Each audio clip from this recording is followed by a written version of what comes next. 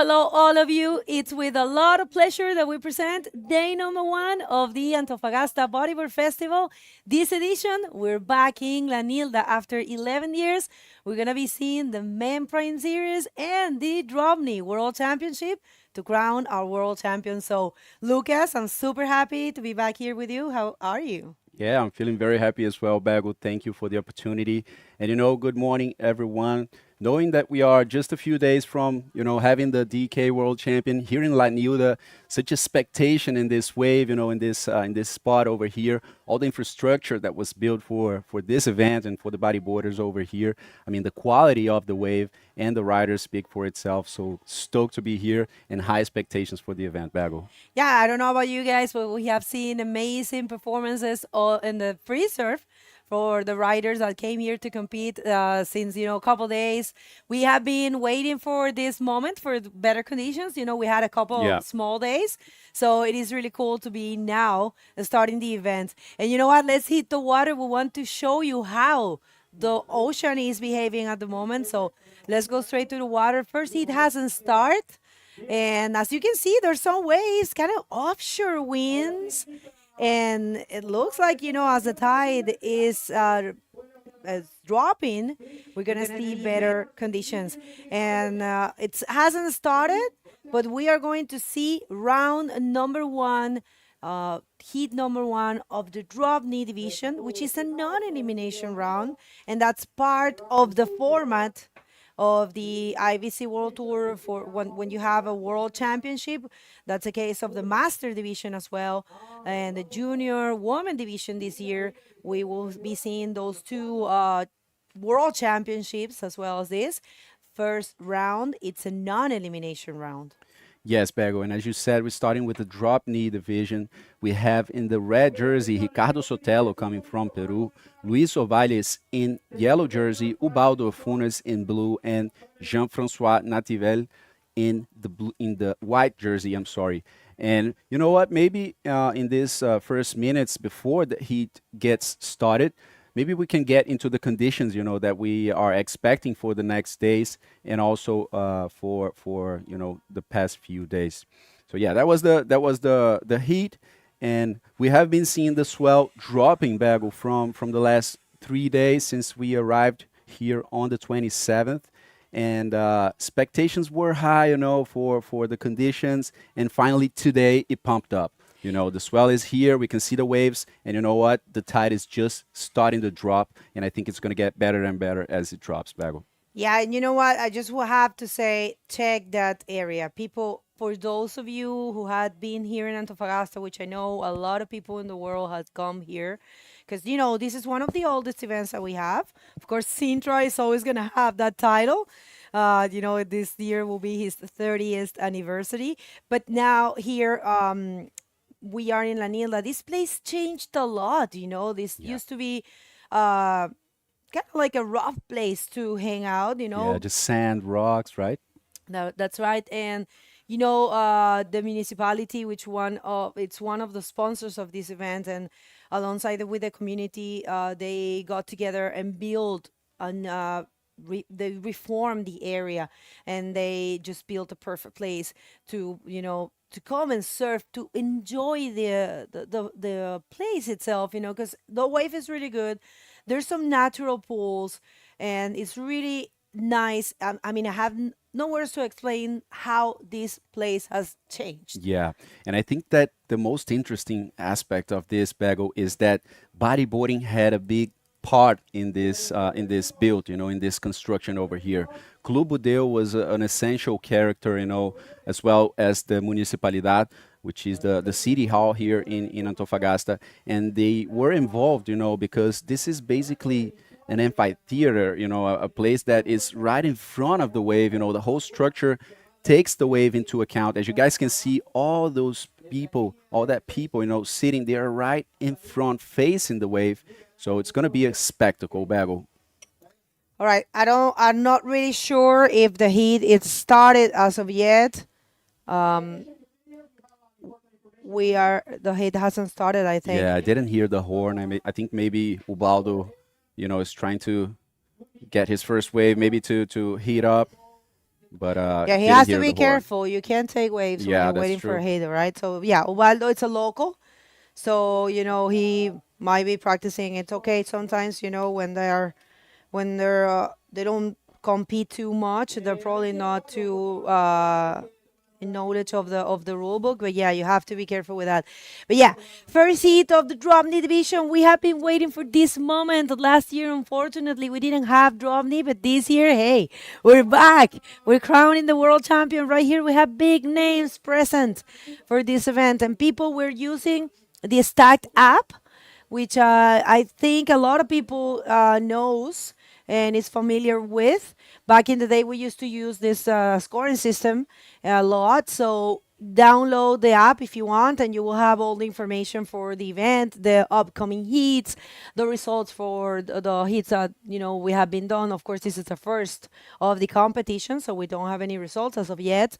But yeah, Stacked app. You guys can check all the competitors. We have big names. We have Sammy Moretino present here. Unfortunately, we don't have Dave Hubbard to defend his 10th titles. He has Yeah. been 10 times world champion in this division. But Sammy, looking forward to get his 6th title this year. And other big names, to put some rocks in the way for Sammy. Yeah, Vego, definitely. I mean, Sammy is also competing in the men division. We have a few riders competing in both divisions, as Amorei Laverne as well, and a few other of the guys.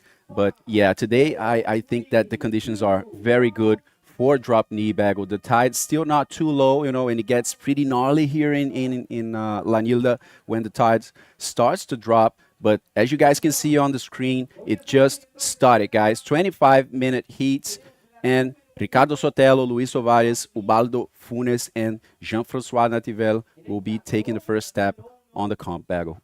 All right, all right, all right. We're ready to go. This is the first heat of the 2026 Antofagasta Bodyboard Festival. How cool is to be back in La Nilda. It's been 11 years since the last event. And check this out, the split pick. We have the first riders. Actually, it's Ubaldo taking off in that one. But Jan, he was a little further on the peak. But remember, heats start without priority. Priority are going to be starting to mark right now after those two riders took that wave. So we'll see how that unfolds. And there's something coming up there. We'll see. Interesting place. We have both sides. It's a split peak. So check it out. Yeah, looks like it's Jean-François trying to get his first wave, but couldn't really paddle into this one. And it looks like we have, let's see if there's anybody coming on this wave. Looks like Luis just paddling. Yeah, but he didn't go. Yeah, wow, that was fast. I think the riders were waiting for a while, and they were desperate to find a wave, right? But we do have some replays from the wave that was ridden. Oh, actually, there was a call of interference. Looks like. All right, so a replay here. That's what happened with Ubaldo and Jan. It looks like had been called as an interference. So yeah. It had bagel. So as you said, in this case, right in the beginning of the heat, there's no priority assigned.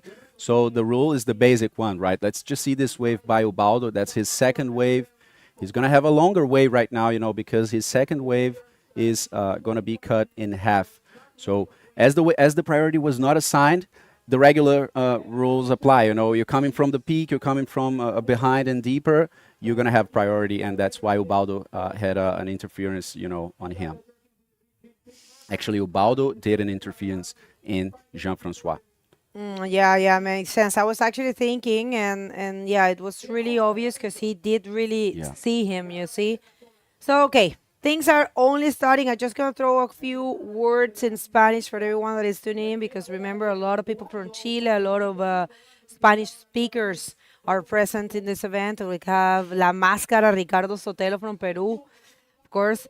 Bueno, un saludo a todas las personas que están recién llegando. Este es el día número 1 del Antofagasta Bodyboard Festival. Estamos muy felices de regresar a La Nilda, que miren unos olones que hay en este lugar.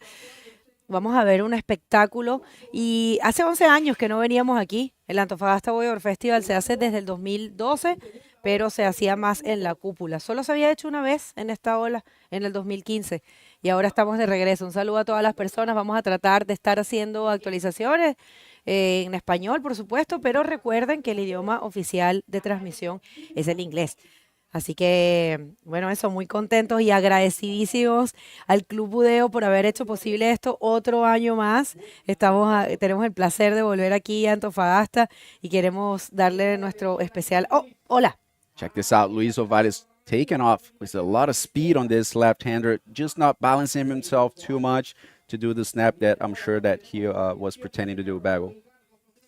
Ok, aquí viene Ricardo desde Perú con todo, sino pa' qué, como se dice aquí, un buen snap para comenzar las cosas sería un buen comienzo en esa izquierda para Ricardo y Luis Ovalles, que también trató de hacer una maniobra. Es que hay bastante agua y les cuesta un poquito más, pero también cuando seque mucho va a ser un poco más difícil para el DropKnee.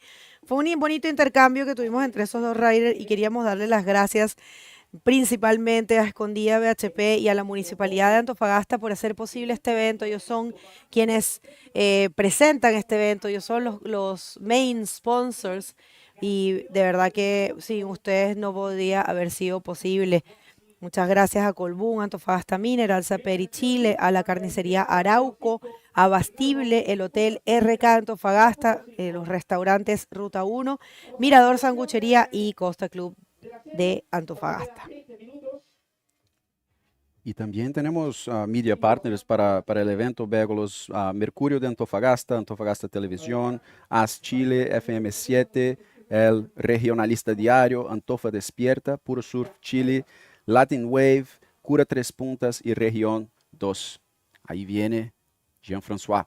All right, let's see this one for the French. A beautiful floater. Kind of, I will say, very, very beautiful execution. I'm enjoying his style.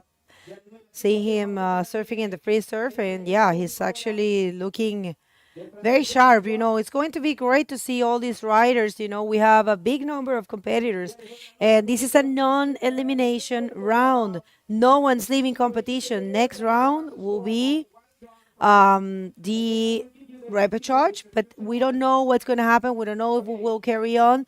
For now, we will be doing round number 1 of the DropKnee division, and we will be taking it hit by hit, okay? Yeah, definitely. Since we also have a expectation of the wind picking up after lunch over here, things can change a lot. I mean, up until 40 minutes ago, we didn't have any wind. Actually, it was looking very, very good. And the wind came up. It's a west-northwest wind, but it's not really messing up the wave. You know, still a very good shape, still not too bouncy. And there you guys can see Luis taking off, not too deep on this left, but trying to put something on the leaderboard. He already has a 0.5, and so far, Ricardo Sotelo is jumping in the first place with a 3.5, the most relevant heat score of the heat. All right.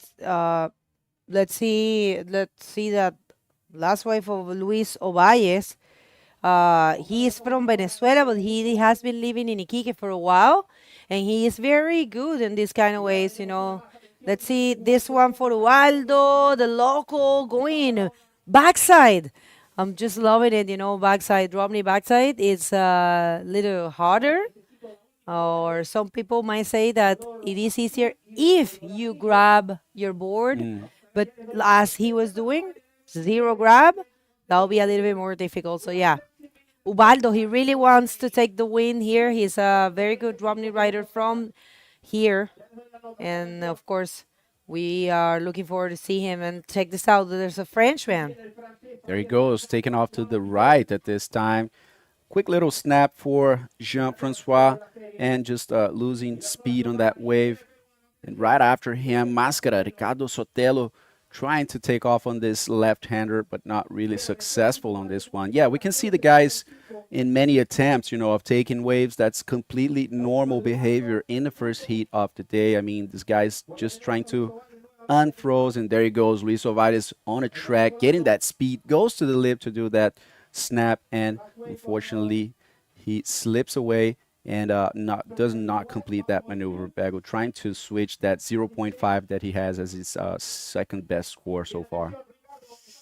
All right, people. And if you want to connect with us, remember we have the classic link right there for you to scan, and it will take you to the IBC World Tour. And check this out. A lot of people, because people, hey, happy Labor Day, all of you. I know this is everywhere in the world.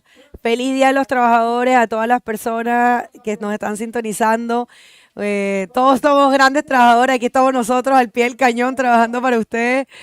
Happy Labor Day for everyone. Connect with us. Yeah, very nice to have a holiday over here, especially with the infrastructure that the municipality put up here.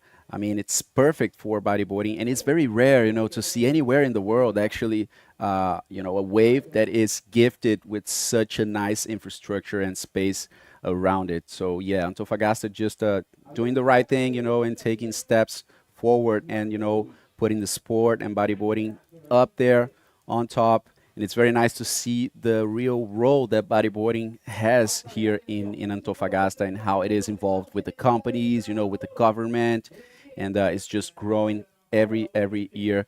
And it's so nice to see Nilda Point coming back on tour, a wave that it's might be very tricky, might be it has different phases in different conditions, but it's a wave that carries a lot of expectation for everyone, all the riders trying to figure it out still. Yeah, I mean, it's going to be interesting to see how they adapt to this wave, But what the thing that I like the most, is that it is a powerful wave. It has the two sides, the two peaks, the two opportunities. It's not restricting anyone because, of course, people has, especially in DropKnee, some riders feel more comfortable going front side, and not all of them are feeling too comfortable with the back end. So it is great to have the opportunity for them to show their skills, because it's a slick big place. And yeah, I think it's going to be great to see that. It's super fair, you see. Yeah, so let's check this wave. Luis Ovares, he had a few attempts, has a 1.2 and a 0.75. And you guys can see he's not really finding any section. From this point on, it gets very dangerous because there's a rock over there that really spikes up. And it's called a cracking, as they say over here. And you really can't keep going on that part of the wave, guys. It is a pretty long wave indeed, but at that point, you can't really keep going. It's not a wise decision for sure. And Luis still looking for a 2.31 to go to the second position and skip the rapid charge round, which is round number 2. As Bago just said previously, this is a non-elimination round, and check this line coming up, Bago. Big set, sweeping everybody. But look at how beautiful that wave is, and people, this is only with the high tide. So imagine what this thing is going to do as the tide drains. And let's see if someone's going to be taking off this one. It is La Máscara, not really hard moments for all of these riders. They have to be in the precise moment, in the precise area in order to take off comfortably in those waves. And you know what, Lucas, we have a couple of interesting facts about this division. This World Championship of DropKnee. It's one single event that's going to be crowning the champion, the DropKnee World Champion 2026. And it meets the greatest standards in competition of our sport because, one single event will give you all, streaming, professional judges.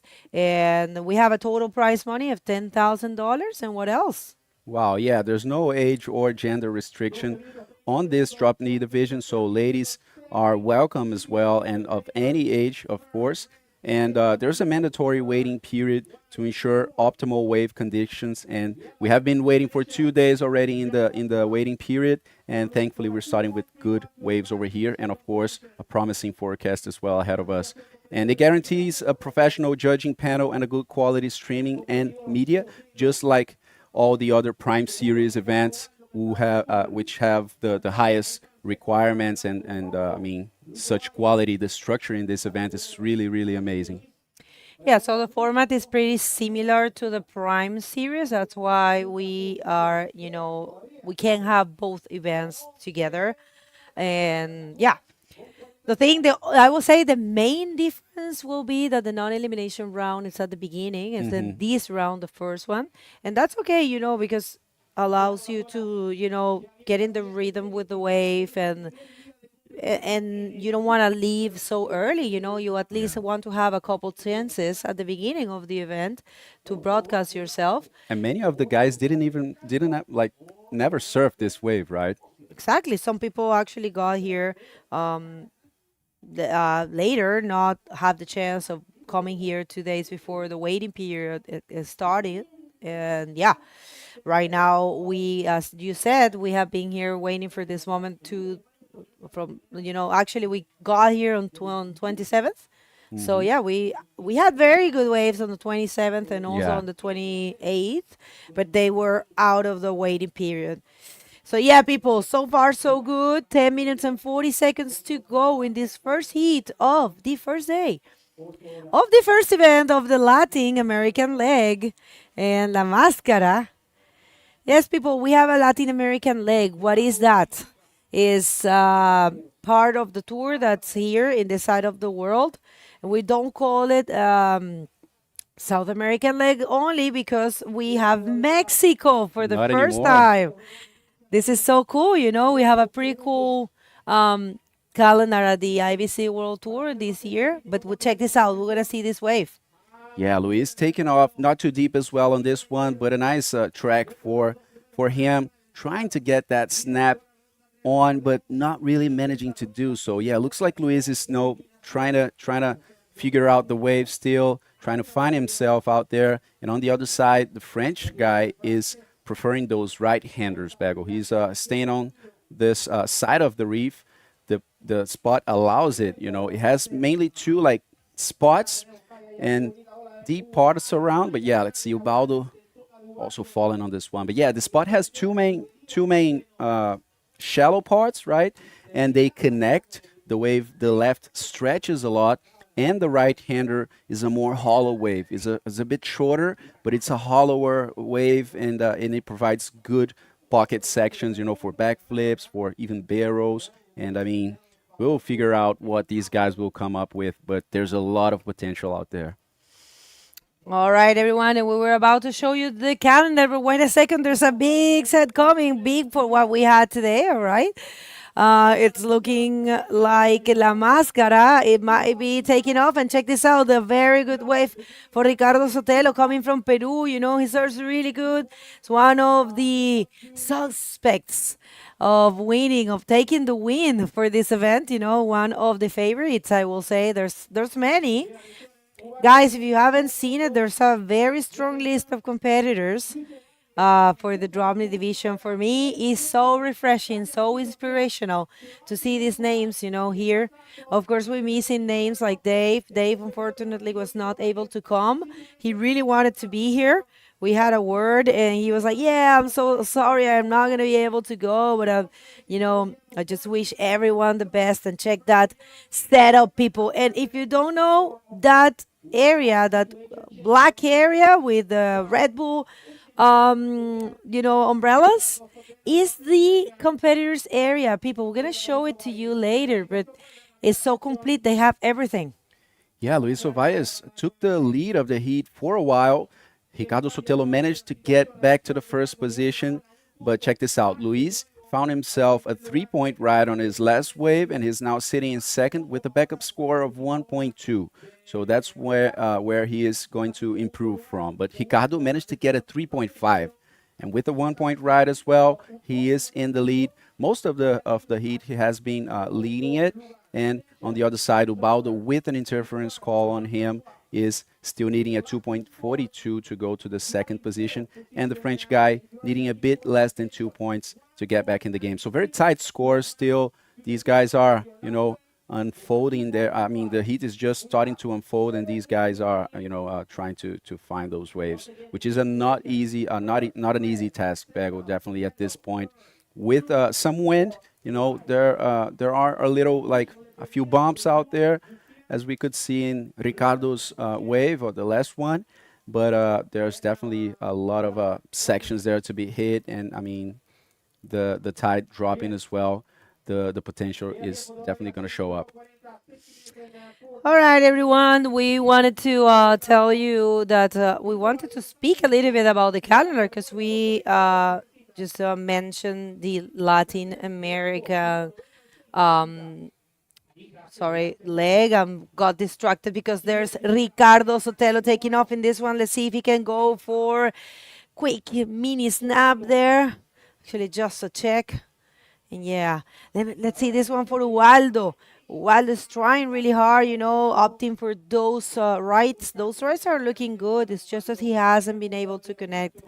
I've been told that the rights are actually really good for when there is a lot of, when there is a lot of water, when we are in high tide. So, and it's, some people say it's better than the left. But in my eyes, I will say the left ear, when we get less water, it will be very well, very bad. I will say best, because it will have some great rams and some barrels. Yeah. We'll see how that goes. But, this place is definitely a surprise. And talking about the calendar, Yeah, it's looking beautiful this year, Bago. And as you said, we let go having a South American leg, and now we have a Latin American leg because not no place else than Pascuales was added to the tour. And I mean, whoever knows the potential in there is aware of what's to come up next on the tour. So we started in Morocco as usual for the last 3 years. Antofagasta Bodyboarding Festival taking place right now. Then we are going to Itacoatiara in a few weeks in a classic spot in Brazil who has such big potential. Big waves is what we expect for this one. And then we go to Pascuales Bodyboard Pro, which is a new event on tour this year, right, Pego? that is right. So, and we have to be confirmed the Antofagasta Warrior Festival, this one, Yeah. but for the women, that will be really, really good. The women are looking forward. I know for a fact they're working really hard. It's very close. We'll see how that goes.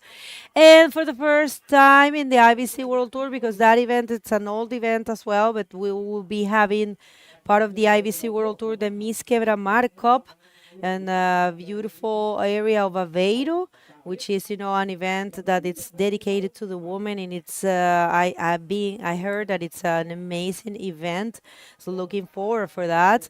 And also we will be having the 30th anniversary for the classic Sintra Bodyboard Festival, and in your hometown, the so expected, one of the best events that we have ever have for the women division, the ArcelorMittal Wahine Bodyboarding Pro, organized by Neymar Carvalho there in Espírito Santo. That will be the place where we're going to be crowning the junior woman world champion and the master world champion.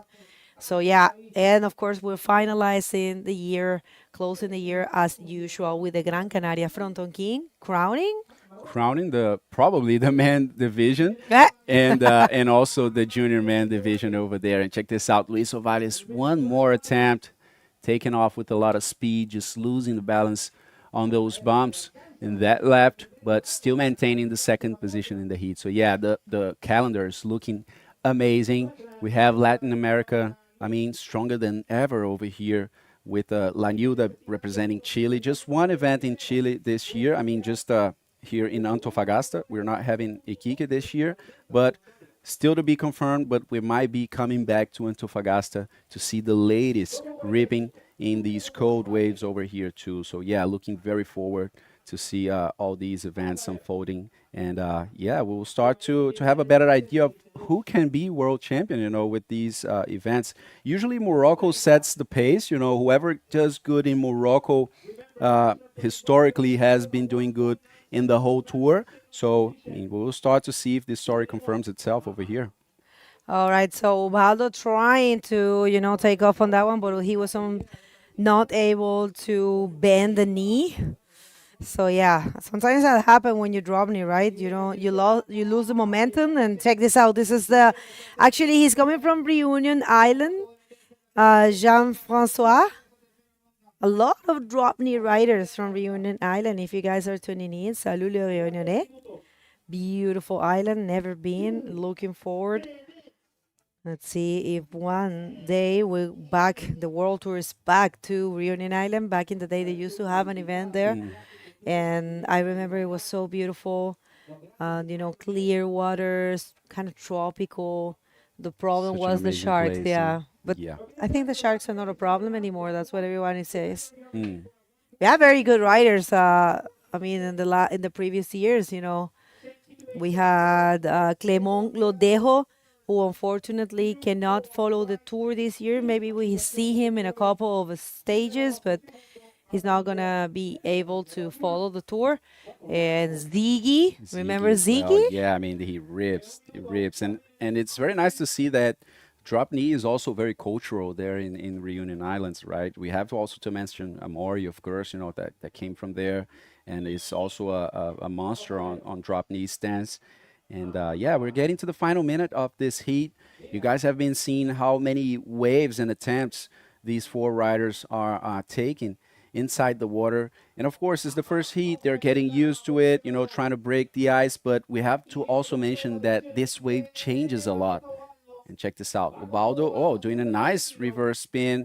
Another one, and then just losing his rail over there. But yeah, it's changing a lot. And the riders are, you know, have these tasks to try to keep up with it and adapt and see what is improving, what is not happening anymore on the wave. So yeah, we'll figure out in 10 seconds. Looks like the situation is confirming itself with Ricardo Sotelo and Luis Ovaes skipping the rapid charge round, and Ubaldo Funes and Oh, Jean-Francois. oh, Oh, it changed. Ubaldo on that last wave just changed the whole thing. and Better. this is what always teaches that it's not over until the fat lady sings. That's what they say. All right, so congratulations to Ubaldo and Ricardo. Don't go anywhere. We will come back right after this commercial break.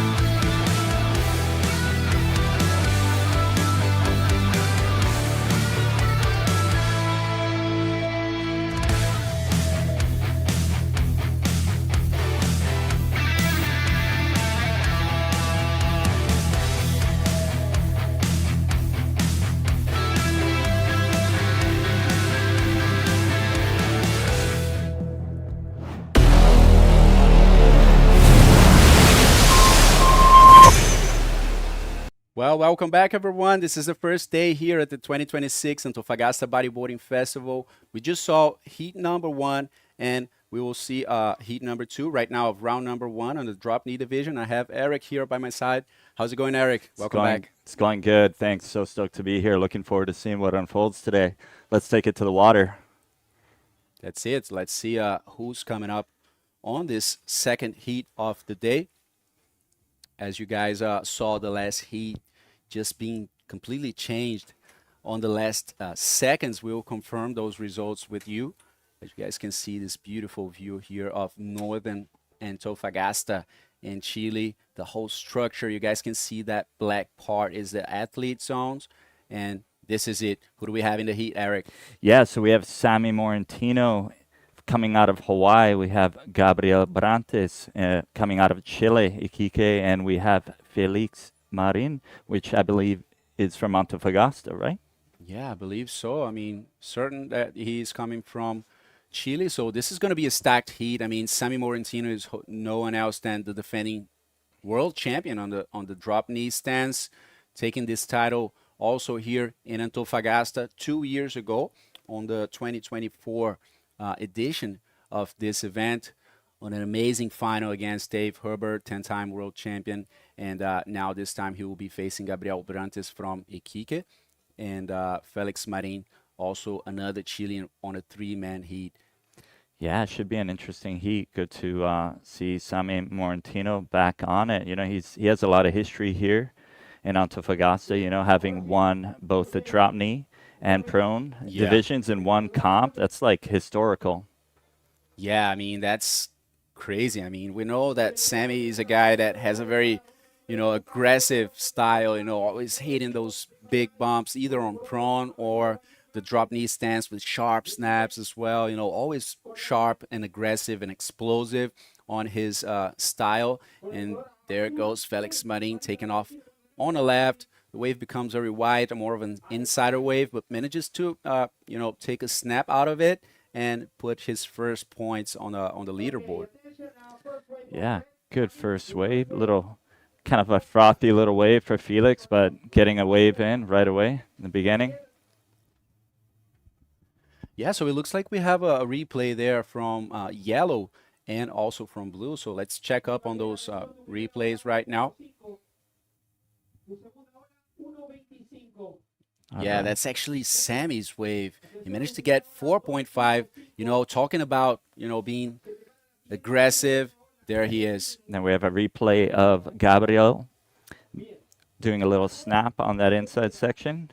And that's the last one for Felix that we just saw. That's a 2.5 for Felix, sitting now in the third position. Gabriel Brantes in yellow managed to find himself a total score of 2.75 with a 1.25 and a 1.5. And Sammy Morentino managing to get the best score so far on the comp and on this heat, a 4.5 with two very sharp snaps and, showing what he's coming for. Yeah, not a bad start for Sammy Morentino, right? Couple snaps right off the beginning, first less than 5 minutes. Oh, here we go. Something was looking like it was going down, but yeah, little inside wave, not much happening there. Yeah, so looks like there's a bit of a slow moment over there and a perfect moment to thank our sponsors in this event. We have Escondida BHP that is on its 35th birthday here in Antofagasta since it started its activities over here. We also have Municipalidad de Antofagasta, and the collaborators of this event are Colaboran, Antofagasta Mineral, Chile, Carniceria Arauco, and hold on, that's Felix taking off on an insider, does a snap, tries to connect it with a spin, but doesn't really make it, and Gabriel right at the back. Here we have Gabriel taking off on the left, little backsider, little cutback on the inside, but yeah, not much going on there with the high tide, right? Like with high tide, you need a little more size, but as the tide's dropping, hopefully the wind will not pick up too much and start having some better shape on these. But yeah, it's definitely somewhat of a tide-sensitive wave, right? And it is a full moon right now, so it's a lot of water on the reef right now. A little bit too much, but it's still doable.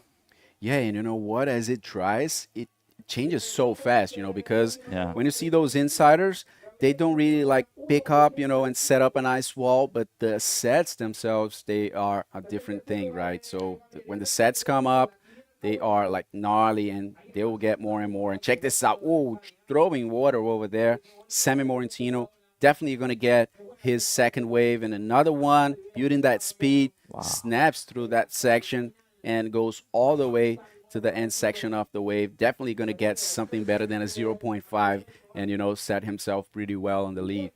Yeah, that should be a pretty good score, I think, for Sammy Morentino. A couple snaps in there and taking it all the way to the inside, right next to those rocks popping up. But waiting for the scores to drop on that. But I'm thinking that should be a pretty good score. Yeah, I mean, we're still feeling. I mean, we're not close to the judges. We're not even judges over here. Of course, we are commentators, but it's going to be nice to see what scores the judges will give to Sammy on this wave. And that was a 6. So let's check this out. Very sharp snap, you know, throwing the rail all the way. Then he recovers that line, builds that speed, and another very good snap as well for the Hawaiian world champion in 2024 and 5 times world champion, just doing exactly what the judges ask, you know, on this wave. Yeah, that was good. Good start for Sammy, right? And here we have a pretty good set coming in. You can see some sides, even with some tide, a little bit of water on the reef, still barreling, right? That thing even spit a little bit. But yeah, how's this aerial view right here of the setup, the new infrastructure that was created pretty much because of bodyboarding? You know, if it wasn't for bodyboarding, if it wasn't for the dream of Arturo Soto and bringing bodyboarding to this community, it's this wouldn't have happened. So it's really great to see how bodyboarding can change a city and it can add tourist attractions to a city. So it's so great for the sport and great for the city as well. Yeah, I mean, so nice to see people on those stands, you know, watching something that was built to face the wave, you know. Yeah. That was the main thing over here. And this place a few years ago, if you guys watched the 2015 event over here, is still live on YouTube, but if you guys watch it, you'll see that this was a completely open space, you know, just sand and rocks and not any infrastructure. You know, the guys would come and leave their cars and there was like nobody here. And now it is like a very good public space that was just you know, launched and released to people. And today on this Workers' Day holiday here in Chile, definitely we're going to see it getting more and more crowded for people to, you know, see some of bodyboarding and some of the best bodyboarders in the world for sure. Yeah, and it's awesome how it's just like right in the middle of the city, right? Like right there, people can just come down from the city and enjoy this view and sit on some nice bleachers, kind of like almost like a bodyboarding coliseum. You know, everyone Yeah, can just enjoy it, good, right? that's a good name for it. All right, so yeah, just want to continue thanking our collaborators, right? With I think we have Colbún, Antofagasta Minerals, Peri Chile, Carniceria Arauco, Abastible, Hotel Arque Antofagasta, Ruta 1 Restaurant, Mirador Sandwicheria, Costa Club Antofagasta, and also our media partners. Yeah, we have a couple of them. They are Mercurio Antofagasta, Antofagasta Televisión, AS Chile, FM7, El Regionalista Diario, Antofa Despierta, Puro Surf Chile, Latin Wave, Cura Tres Puntas y Región 2. Muchas gracias a todos que soportan este evento, a la municipalidad especialmente que este año vino juntarse al Club Budeo y a todos que hacen de ese evento una realidad, trayendo una énfasis más grande todavía a norte de Antofagasta, que es una parte de la ciudad que no es la parte central, ¿no? Y que se está desarrollando mucho y un sitio realmente increíble. Y cuando hablamos de Ola, la Nilda enseña su potencial y seguramente todos lo podrán ver en los días siguientes. Yeah, so here we go, taking off in blue. Felix Marin, little cutback off the takeoff, but not much water. Like you were saying earlier, with this tide, you probably need a bigger wave for that. And who do we have coming up here? Yeah, that's Gabriel Brantes coming from Iquique. He's sitting in 3rd position, goes for a snap. The wave is not you know, very good for him. Not a lot of potential for Gabriel. Still stuck in those 1.5, 1.85s, and is looking for 2.01 to go to the 2nd position. Since only Sammy managed to, you know, get a bit further away from the other guys and get those bigger scores. In the meanwhile, Felix and Gabriel are, you know, improving bit by bit, but surely improving, right? Yeah, and it is a non-elimination round too, right? Yep. So not too stressful for these riders, but yeah, it's nice to be able to skip a round, right? Definitely. I mean, every heat is so stressful, right? When you're Yeah. talking about World Tour events. Let's check this quick wave for Felix. Nice sharp snap, throwing some water over there, but a very short wave with not much potential. And of course, as you guys know, the wave selection is a crucial part on the judging criteria, right? For whoever's new to bodyboarding or competition, there is a judging criteria in which the judges have to analyze a few factors, and they are radicality, fluidity, I mean speed, power, the flow in the wave. Of course, you have to complete the maneuver in the face of the wave or in front of that white water to get the full score. Otherwise, you're just going to get an attempt score, right? A 1, 2, maybe less than 3 points, but it's not going to be anything too special. So that's what the riders have to abide to try and get those best scores out of the judges, right?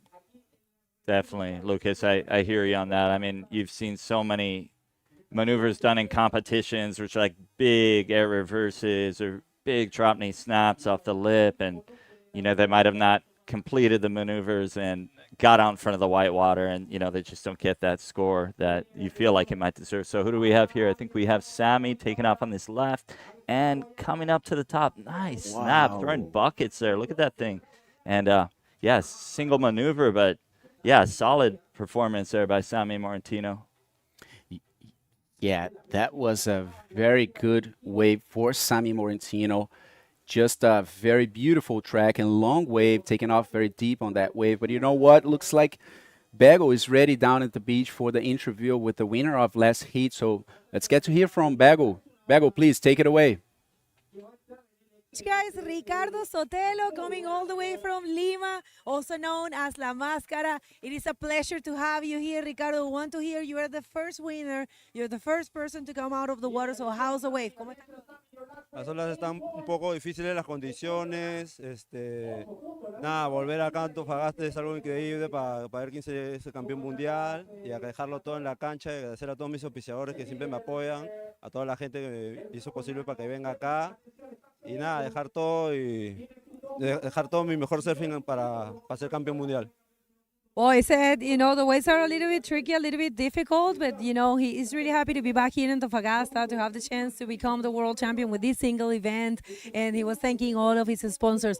I want to know how you prepare for this, one single event that is going to be crowning, un solo evento que va a coronar el campeón mundial. ¿Cómo te preparaste para este momento? Y sabes que hay grandes nombres como Sammy Morentino, que está corriendo ahora. ¿Qué puedes hacer para lograr ese título? Entrenar, surfear todos los días y prepararme bien y nada, dejar todo mi país en alto, al Perú, y agradecer a toda la gente que siempre me apoya hasta ahorita y agradecer a Independent Bodyboard que siempre me ha apoyado de todos mis inicios de mi surfing. Right, he said he has been training a lot, getting ready, and he wants to, put his flag up and be the world champion as, Cesar Bauer did once. All right, congratulations, felicitaciones y mucha suerte para el resto de la competencia. Back to you guys. Thank you, Bagel. I mean, great to hear from Ricardo, such a strong rider. I mean, always giving those interviews, always very radical as well and super consistent above everything, But check this out. Sammy Morentino managed to find himself an 8-point ride on that wave, Eric. Wow. And, we were talking about the judging criteria, and that's exactly what we saw Sammy looking for over there, right? A Powerful. big track, and check this out. It's back again. One more. And look at this. Nice snap, and unfortunately couldn't get back into it, but with that tide, just not too much power on it. But I think he's sitting pretty comfortable after that recent solid 8-point score. So I don't think he's too worried there. He's doing good. So and I think that more than anything, he's showing that he is positioning himself strategically. Check this out. Gabriel Brantes taking off on the right. Rights are good because you can get quicker to the outside, so it's it could be a nice opportunity for you to, in few time, manage to increase your score, and that's definitely what Gabriel Brantes is looking for. He looks for 2.91, and it came out for him 2.75, so just a few points up that. But Sammy, coming from a deep part of the wave, nice track, and check this out, Felix Marine, not much there, just a little insider, not much wall, not much to work with, but yeah, it's counting down. So looking for anything he can get to get that 4.9 he needs to get in the first position. So Yeah, let's so see you if- know what? We have the replay for Sammy Morentino's wave. That's an 8-point ride. So you can see he took off pretty deep on this one. A nice wave with a lot of speed, goes up to do that that snap, and, you know, just throw a lot of water and the rail all the way. So, yeah, very deserved score for Sammy. Just, you know, setting the pace, basically. He knows what he's doing. Yeah. He was waiting for quite a long time for that wave, and you see how he's sitting way to the left, you know. Yeah. He wants to come for like deep because the Yeah. wave stretches a lot. Yeah, he's got a excellent strategy. Just in deep, getting all the speed he can get to just come around and just snap that thing right off that wall. So yeah, he really has a good strategy of, you know, surfing in, you know, choppy conditions, clean conditions. He definitely made the best of that. And you know what? Sending a message to all the other guys that they're gonna have to raise the bars, you know, to get there, because as the rounds go on, the level will just rise as well. You know, the stress, the strategies will be improving, will be adjusted, you know. So yeah, very good start for Sammy Morentino, that is competing both on the drop knee division and also taking a shot on the men division. I mean, this guy has achieved quite a lot in the sport, Yes. winning this same event in both divisions. I mean, against all those riders. I mean, we're talking all the big names Yeah. in the sport that all of you at home know very well.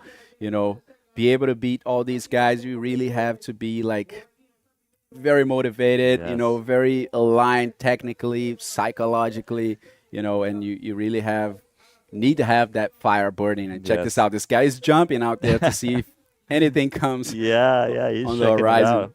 He's sussing out the horizon, seeing if there's anything coming in. But yeah, as you can see, he's in deep, waiting for those kind of wedgy ones that come off the south end of the peak. But yeah, it's kind of a tricky wave too, because it has like almost like two peaks, and they'll connect sometimes. So yeah, if you want to get the ones that will give you the best ramp or the best wall to do a snap, you know, it's definitely Sammy's making a point here and showing that you got to get those ones that come from deep, right? So Yeah, taking off on an insider actually Oh. here, but managing to get a lot of speed. Let's see if he's going to try something different. Goes for a snap, another quick snap, just going all the way to the end of that wave.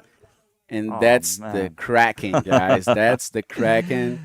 Oh. I mean, that's the part of the wave that you really have to get out. When it gets pretty big, the wave just breaks all over it, right? It just Yeah. keeps going, and it might be very, very tricky since there are many currents out there as Yeah. well. So gnarly. You don't want to hit that thing. That you could just see that thing. It's like spikes. You know, it's not like a flat rock where you can just kind of get pushed over. You know, if you hit one of those things, it's going to be bad. So yeah, there we have a little left. And as of now, so we have Gabriel and Felix. Gabriel in third, needing a 4.75 to take the first, with Felix in second, needing a 4.9 to get up there in the first position. And Sammy Morentino just sitting nice and comfortable in first position with two solid scores, an 8 and a 6. Yeah, looks like we have a replay there for last wave of Sammy. You know, a smaller one, but he's managing to ride the wave all the way till the end, you know. So that's very smart. So you have more sections, you know. And in this case, not any expressive maneuvers, but definitely getting more and more comfortable there going over the Kraken. The Kraken, such a good name for that thing. Yeah. Yeah, less than 5 minutes right now to the end of this second heat, as we're getting through round number 1, which is a non-elimination round, guys. So nobody's leaving competition at this point in the game. But, of course, first and second will have the benefit of, you know, just skipping that rapid charge round, which is round number 2. And the other guys will definitely go into the water one more time, but at that point in a more stressful situation, right? Because Yeah. it's all or nothing. I mean, you have to find those good waves, and then it's no more non-elimination rounds from there. Yeah, all or nothing. That's what this DK division's all about, right? Like if you win this, you become world champion. Yeah, Yeah. and it's just one wave, right? It's just Yeah. one event that will decide the whole championship. Yeah. So you have to figure out the wave as fast as you can. You have to figure out a strategy. Yes. I mean, you have to be well psychologically as well. And check this out. All right, here we got Sammy going for that one, and he's like, I don't need that thing. It wasn't much happening on the inside on that, so yeah, it seemed comfortable. And Yeah, if you take into account that the other guys are both in combo situation right now. If you see on the leaderboard, Felix Marin needs 14.01 to go to the first position. That means that he has to look for 2 waves, and those 2 waves have to sum more than 14.01 points for him to go to the first position. So even if he gets a 10, that's not enough yet. He has to go for 1 more score to be able to do that. And that brings a whole new thing, which is not just finding a very good wave, but you have to take into account the timing, going back to the outside and all of that. yeah, yep, definitely sitting in combo country, right? Felix Marin and Gabriel Brantes. It's going to be hard to get in first position from Sammy. You know, it's in with 2 solid scores of a totaling of 14 points. He's doing great. That's it. 2 minutes, 45 seconds remaining, guys. Remember, you guys can see all the draw and the results, the detailed scores on Stacked app. There goes Sammy Morentino taking off on a left. Gabriel Brantes taking off on a right-hander, goes for a reverse. Nice wave for him, now managing to complete these maneuvers. And I believe that can be his best score so far. Yeah, that might actually put him in a second. We'll see, you know. We'll see while we wait for the scores to drop. But, yeah, it should be a pretty good one for Gabriel. Let's see what happens there. And, yeah, a little bit of a lull right now as we're waiting for another set to come in. But, yeah, it's just getting down to 2 minutes. So, real tight between Felix and Gabriel, right? Oh, looks like Gabriel did get that second position in just a couple minutes left. And there's a replay there for Gabriel. What a nice wave. I mean, going all the way to the top to execute that reverse. The second one, not too strong, not too expressive, but whoa, check this out. Whoa. Barrel time for Sammy. Wow. Not coming out of this one, but I mean, showing how comfortable and how quickly he's figuring this wave out.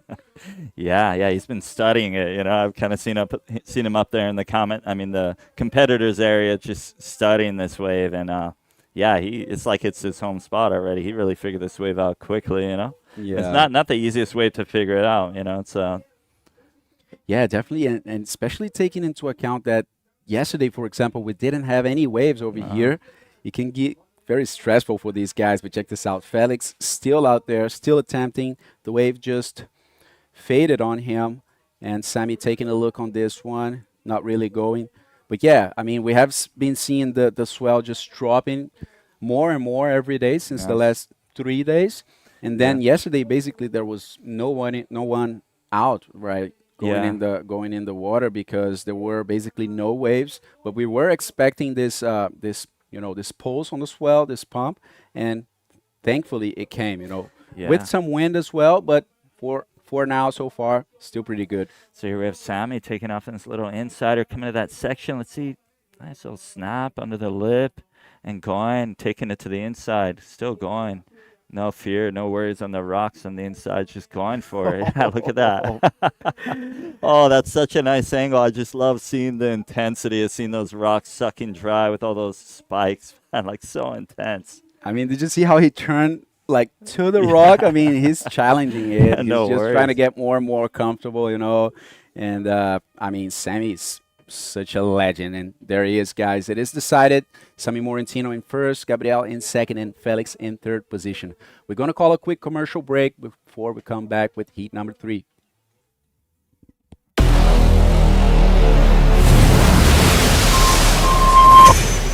Falló más de 1000 veces antes de inventar la ampolleta. A Marie Curie le dijeron que la ciencia no era para mujeres. A Nikola Tesla nadie le reconocía sus logros. A Albert Einstein le dijeron que nunca llegaría lejos. Pero la historia nos demostró que cuando hay pasión y pones toda tu energía, los sueños se transforman en realidad.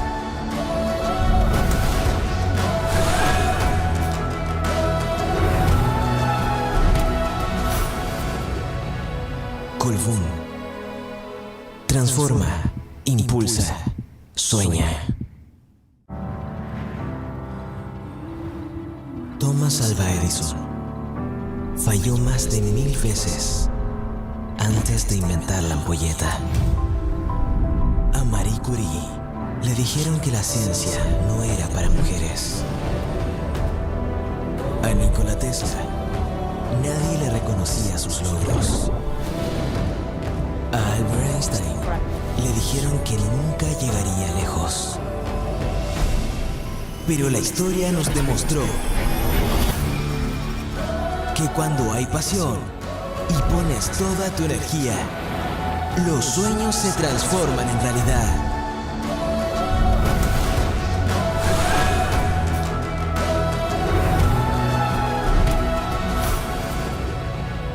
Colbún.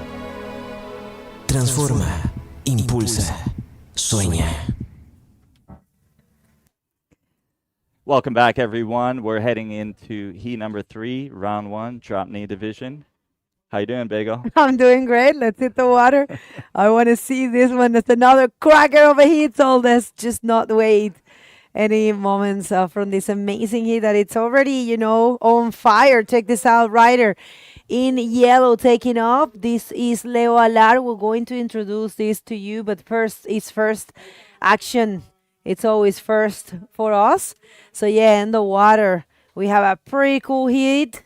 Un hit de infarto. 3 locales, 3 chilenos. Si se quiere decir locales porque, bueno, no son de aquí, pero son chilenos los 3. Como pueden ver, Manuel Cepeda, antofagastino. Él está en azul, en rojo. Michelle Copeta está en azul y Leo Alar está en amarillo. Así es. Así que estos riders se vienen con todo. 3 chilenos que son buenísimos en DropKnee. 3 Chileans. Yeah, it's epic to see a heat with 3 locals from Chile, right? Like just representing Chile here at Nilda. Such a good wave for drop knee too, right? Such a good takeoff, a lot of power, good wall, right? And I think we have one, I think Michelle is a regular footer. He and is a Leo footer, yeah. Alar is a goofy footer, and I believe Manuel Cepeda as well, right? He's better on the lefts, right? Get the front side action. This is what we are loving from this place. You have the 2 opportunities. You can go right or left, and both ways are actually really good. So, yeah, we are very happy to see Michel Copeta. He doesn't, the left doesn't favor him too much. So he hasn't been present in a couple of the editions of the Antofagasta Bodyboard Festival. Although he can do backhand, but we'll see. We'll see some replays.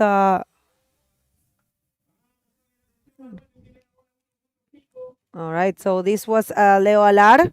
I think this is the 225 that put him in the first position. Leo Alar from Iquique. And this was Manuel Cepeda from here, local Antofagastinian. And yeah, it looks like, no takers on. I thought there was a wave coming before the replays, but. Yeah. So he's a local Antofagastinian. Is he from Cupola or Nilda or what's his home spot? Would you say?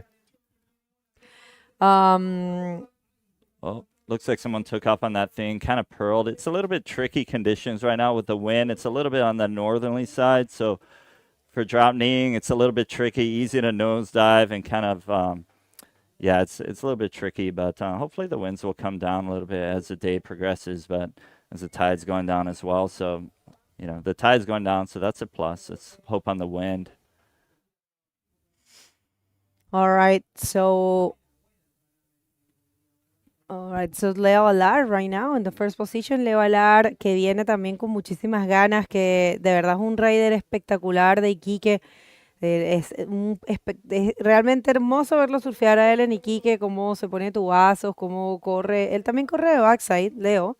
Pero la verdad que es el rey de la urraca y es el rey de la izquierda, hasta la intendencia corre Leito. Así que es un gusto tenerlo de vuelta y por supuesto Manuel Cepeda, que lo ha hecho increíble en este evento, no solamente en la categoría DropKnee en los años pasados, sino también en Pron. Manuel ha logrado muchas cosas, así que viene como uno de los favoritos locales, o si no, el mayor favorito local Manuel Cepeda en este evento. Y por supuesto Michel Copeta, ¿no? Yeah. So we got Michel Copeta. He's from central Chile, I believe, right? From near La Serena. And looks like we're going to take it to the interviews. All right.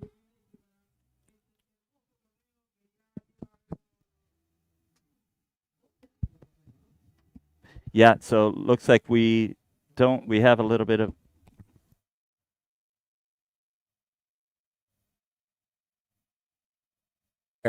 but yeah, it's a tricky wave. There's a lot of water moving around, you know, kind of bouncy. The takeoff. There's a couple of good waves and unridden right there. A little priority mistake. I didn't have priority, but wave was definitely a 10. I would have should have went, but I didn't have priority. But it's a fun wave, and yeah, I'm excited to be competing again, going for my title. You know, it's pretty exciting. Yeah. What's the feeling behind like zooming out, you know, from now going to the whole world situation? Last year we didn't have a comp that we been coming back right now. You feeling what's the main feeling for you? Yeah, I'm super motivated. Especially Dave isn't here, you know. It's like usually my biggest competitor, and that's like the guy I'm worried about. So a little more calm, I'd say, but yeah, I'm here to bring my all, you know. I'm here to lose. And yeah, I definitely want to win and every rips and Definitely was a show. Good to see you riding. And do you have any shout outs for people watching you? yeah, I just want to give a shout out to my sponsors back home, Triad Bodyboards, Tomba Surf Company, Black Mountain Surf Wax.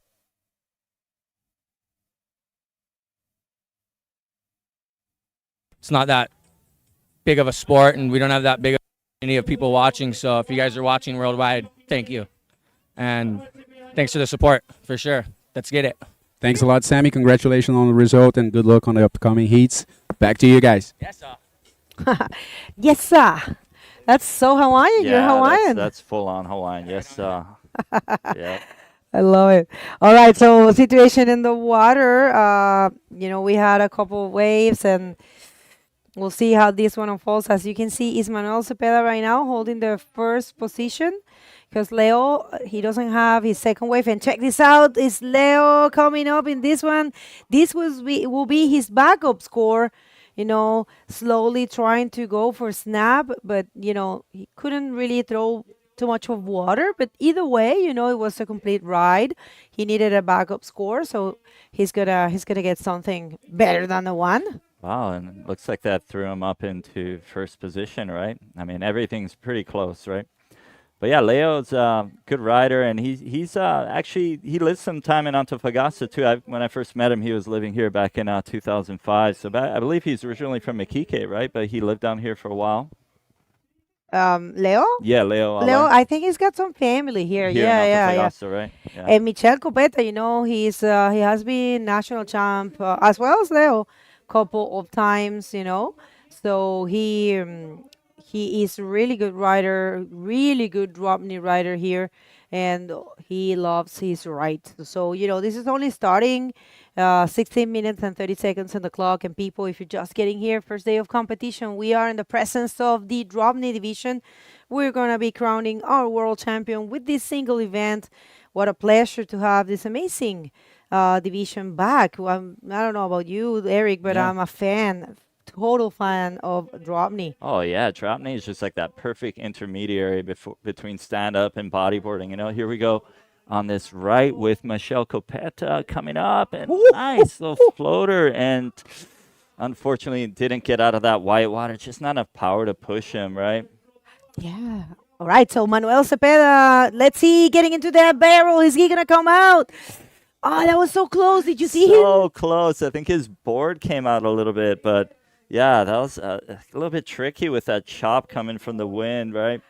But What a good exchange, huh? Yeah, it was a nice Unfortunately, set. none of them couldn't complete their maneuvers, but Yeah. both of them were really good. yeah, it's almost like looking a little bit better. Maybe the tide's dropping, have an effect on that. But yeah, good exchange, and yeah, while we're waiting for the scores to drop, and Very nice. I'm just loving to, you know, to see them, to have the opportunity to show the world what they are able to do. You know, really good riders, all of them from Chile, from different cities. Oh, Leonardo is from Iquique. Manuel is a local. He's from here. Yeah. He's the one that has had the best results in this division from here, from Antofagasta. Actually, from Chile. You Oh, know, really? he's got 2/3. He was third in 2019, and he was third in 2023.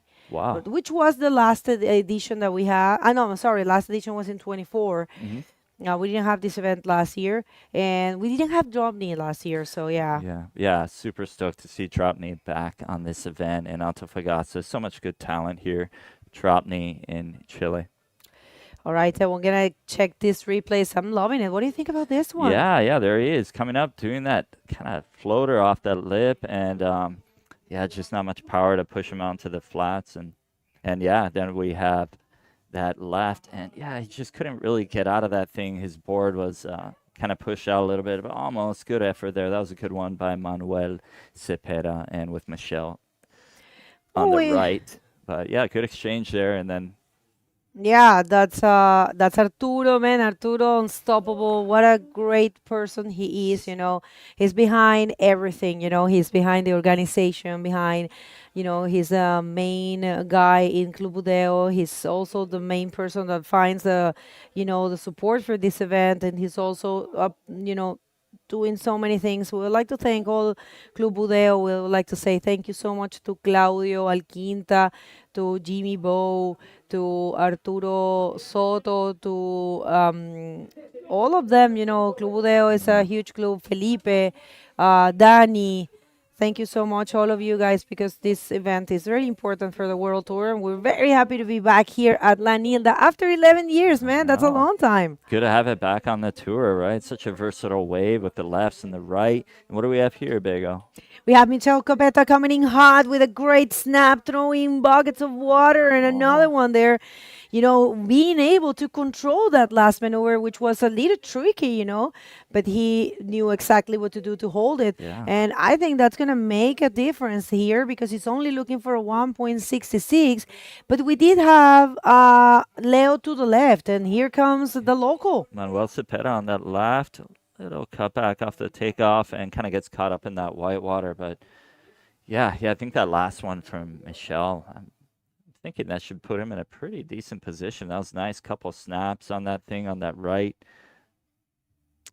All right, so let's check this out. Let's see some replays from the last exchanges. So yeah, here we have Michelle on that right. Snap on the takeoff. Good chunks being thrown right there. Another one on the inside, and there wasn't that much power in there, but he still managed to pull it off and stay on the face. And then we have that left of Manuel. No, that's Leo. Oh, Leo. Yeah, my bad. Leo, little carve right there, and still going. Made the best of that thing, taking it pretty far in, spinning it. Yeah, I'm just loving, you know, how these guys can, I mean, that Michel Copeta last wave is a 4, so yeah, makes sense. Right now he's first. Yeah. He just slides that thing completely, and I think he's going to look for something else. And, you know, we have some historical facts and some about the DropKnee division. You know, we can tell you that Hawaii is, I'm so sorry, this is the actually event former champions. My bad. We got some pretty cool historical facts about DropKnee division. Yeah, it's Dave Hubbard, the most decorated athlete in history with 10 professional world titles. Wow, that's like record breaking, right? And Sammy Morantino was the only one in this event to have won DK and prone divisions in one comp at the ABF Festival back in 2019. And wow, how's that thing? Oh, that is so unfortunate. If he would have, you know, made that barrel, he would have get, I don't know, maybe a 9. That was beautiful barrel there. Yeah, if there would have been not this little chop, he might have pulled that thing off. But yeah, with that little northwest wind, it's quite tricky to kind of hold your line and maintain your speed, right? Just like little bumps in the water. So yeah, it's a little bit challenging, right? But yeah, as we were talking about, so yeah, Hawaii, he's an undisputed powerhouse. he had 16 titles in total, right? Adding 16 titles in total. And then Cesar Bauer made history in 2010 by becoming the first Latin American to win the professional world title in this discipline. And Damian King is the only athlete to have achieved world championship status with both prone and drop knee. So, yeah, it's a good thing to see such versatile riders, right? Like Sammy, like Dave, and like I just mentioned about Damian King, being able to take out both the drop knee and prone divisions. Well, Amorei, it's on that task right now. Yeah. You know, he's on the hunt of He's on getting the that. hunt. He's a Yeah. hunter, right? Yeah. Yeah. He is looking forward to that. So, yeah, a lot of people here just like to say happy Labor Day for all of you. You know, 1st of May. We are here doing our best and bringing you the first day of competition of this amazing event that we have been waiting so a whole year, you know, to come back here, and 11 years to be back in La Yes. Nilda. So stoked to have it back at this wave. You know, I've always wanted to really see this wave in action. You know, I saw it a long time ago, and it was just too big to even surf. So it's good to see it manageable, and yeah, looking forward to the forecast as swell's supposed to be coming up a little bit, and this wave is such a magnet, right? Like everywhere else in Antofagasta right now is almost flat, and this spot's like just picking up every little pulse in the water. And here we have Manuel coming down the line, taking to the inside, little carve off the takeoff, kind of going into those rocks. But yeah, not much over there for Manuel Cepeda, and some action out the back. Little lines coming in, but frothers on the inside. But yeah, looking like this set doesn't have much shape. But yeah, super stoked to have this wave back on the tour. Yeah, man. For us here in Chile, it's really important because you know we used to have 3 events here in Chile, and for financial reasons, right now this is the only event. Last year we only had Iquique, and yeah, we're looking forward to get back that triple crown that we used to have. That's for sure coming back. And check this beautiful image, man. This area here, close to Playa Trocadero, and the Nicolás Tirado Plaza here in Antofagasta. It's a great area right now, beautiful, man. I'm so impressed. You know, I Yeah. know this place. I've been coming to Antofagasta for more than 12 years now.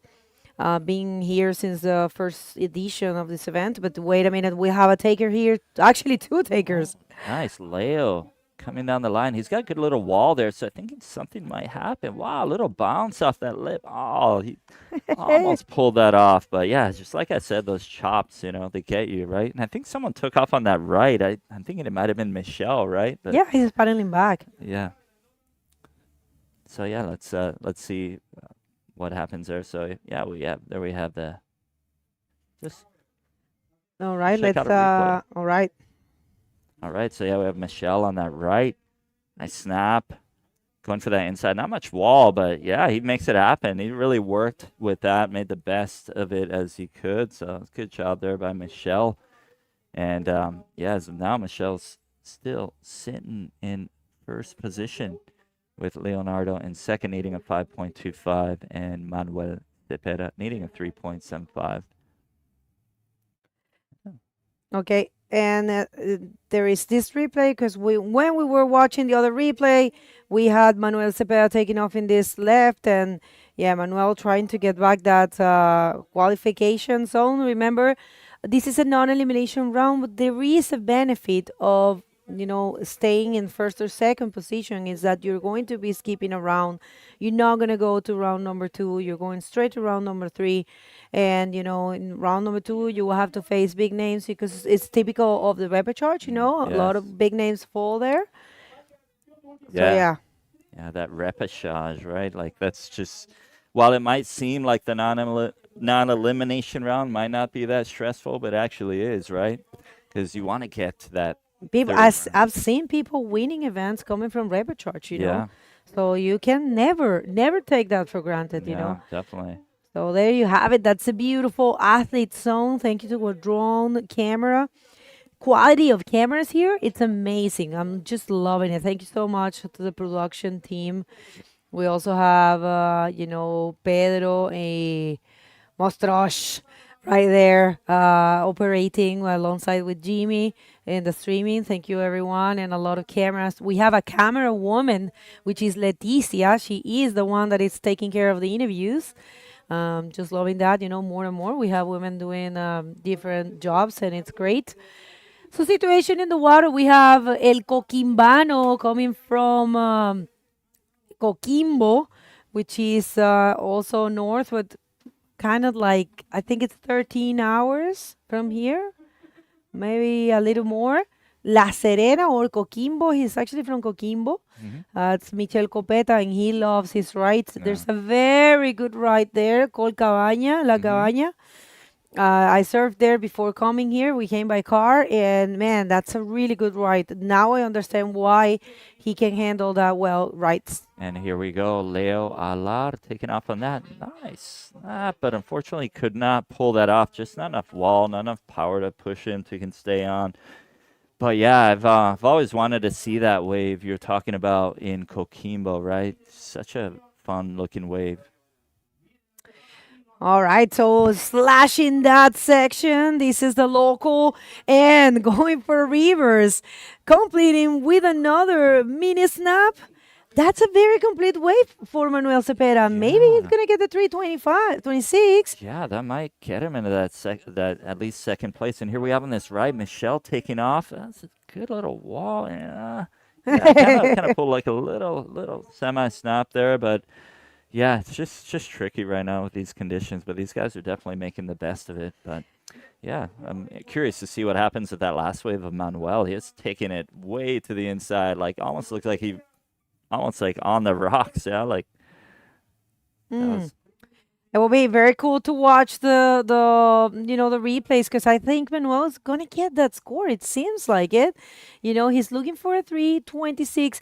I think people in these stages, right now is the first heat this is the first round of the competition, and they're getting used to that. And check this out, we have the replay, last wave of Manuel. So yeah, let's take that wave of Manuel, that replay, little carve off the takeoff. Still going for the inside, little reverse, still taking it to the inside. Going, little semi-carve right there. And yeah, I think that was a good decision to pull out right there. And then with that replay of Michelle with that little bit of a cutback under there, but not much power going on there. But yeah, that's such a nice view. Oh, what do we have All here? right. Leo, he's trying hard here. He was actually leading for a while, but right now he doesn't need too much. It was not enough for Manuel to take the first position, but it was enough to get into qualification zone. And he's right now on second. And check this out. A very, I would say, unique image. North Chile, you have that super dry desert, which is part of Atacama Desert, right there. And you have the coastline, which is, see how thin the city is, right? Yeah. This is the case in Chile all the time. Yeah.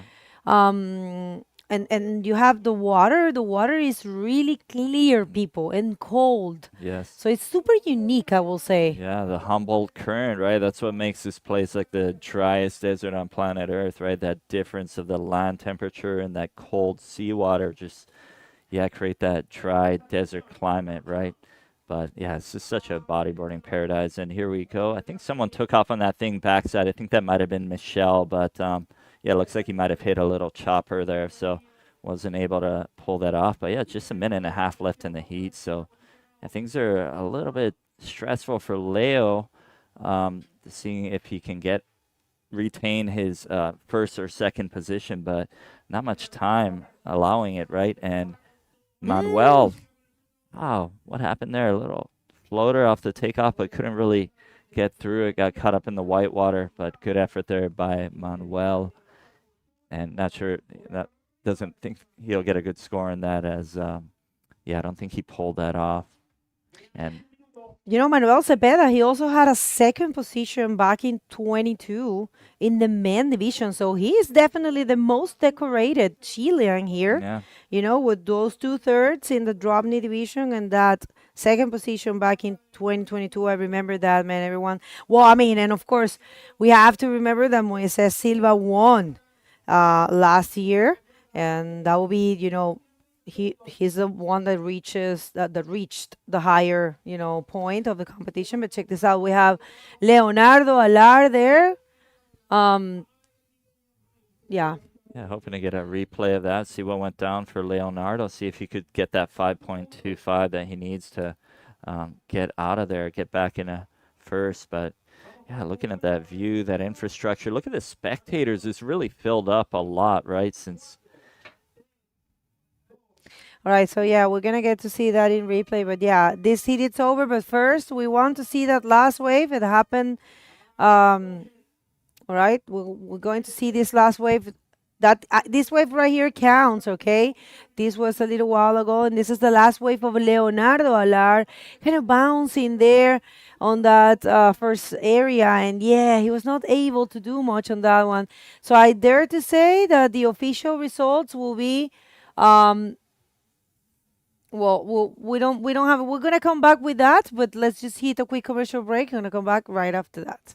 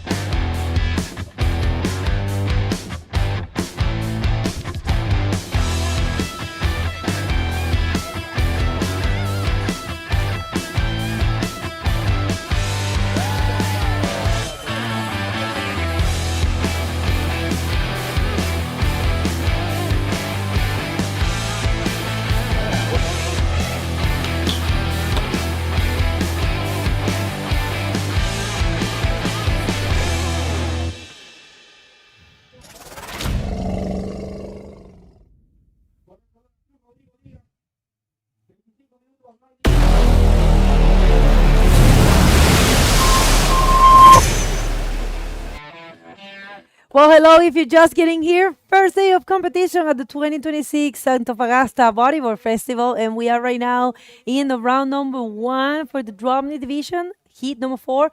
Let's hit the water. We want to bring you all the action. We don't want to miss anything. So straight to the water, Lucas. That's it, Bagel. We're halfway throughout this round number 1, starting the second half of it with heat number 4. So let's see who we have on this one as the conditions are maintaining out there. You know, the wind is not picking up, still pretty good. And on this case, we have those 3 riders as well. Yeah, but I'm just loving that beautiful view of, the wide angle of this amazing place, here in the north area of Antofagasta. People, we have been coming here for so long, but this place only has held one event, one World Tour event. Many nationals, though. We have been doing a lot of nationals here, and check this out. Back in the day, all that you can see green and beautiful and organized there used to be dirt only and rocks. And it was like, it was really tricky to come here, especially in the night. But the municipality, the city hall actually fixed it. And check this out, another cracker of a hit. There we have it. Fabian Tazar representing Reunion Island in red, Xavier Andriot from France in yellow, and Rodrigo Diaz from Chile in the blue jersey. 3-man heat, and what a heat it is, Bagel.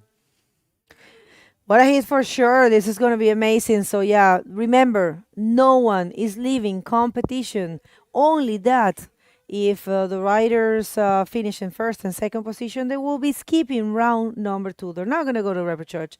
So it's good. It's a great benefit. You want to do that. You want to try to not to surf that much, and try to be comfortable and going, skipping around. Check this out, Rodrigo. Rodrigo taking off on this ride, not really just falling when attempting to put that DropKnee stance on. Some of the guys are sitting here looking for those rides. I mean, it's a very smart thing, and it can be a very smart thing to do because you can get quicker back to the outside. The left usually, takes you more time to get back there. And there's kind of an outer reef here on La Nilda. You guys can see when the set comes, the wave breaks far away. So it's very tricky to position yourself over there. You really have to know the spot. And yeah, you're definitely very vulnerable in there because those outer reef waves can come at any time. But yeah, Fabian does out with a 1-point ride, and both of the other guys, Xavier and Rodrigo, not finding anything too expressive so far. You guys can see those blue Red Bull umbrellas out there. That's the athlete zone, which is pretty huge this year. I mean, we have a whole cafe and in the area. We have places for the athletes to exercise and heat up for the heats. And I mean, a lot of space for them, shaded space. They are separated from the structure of the event and the technical staff. So the structure is looking as good as it gets over here this year. All right, taking off in this one, Fabian Tazar. It's great to have him back. What a great DropKnee rider from Reunion Island.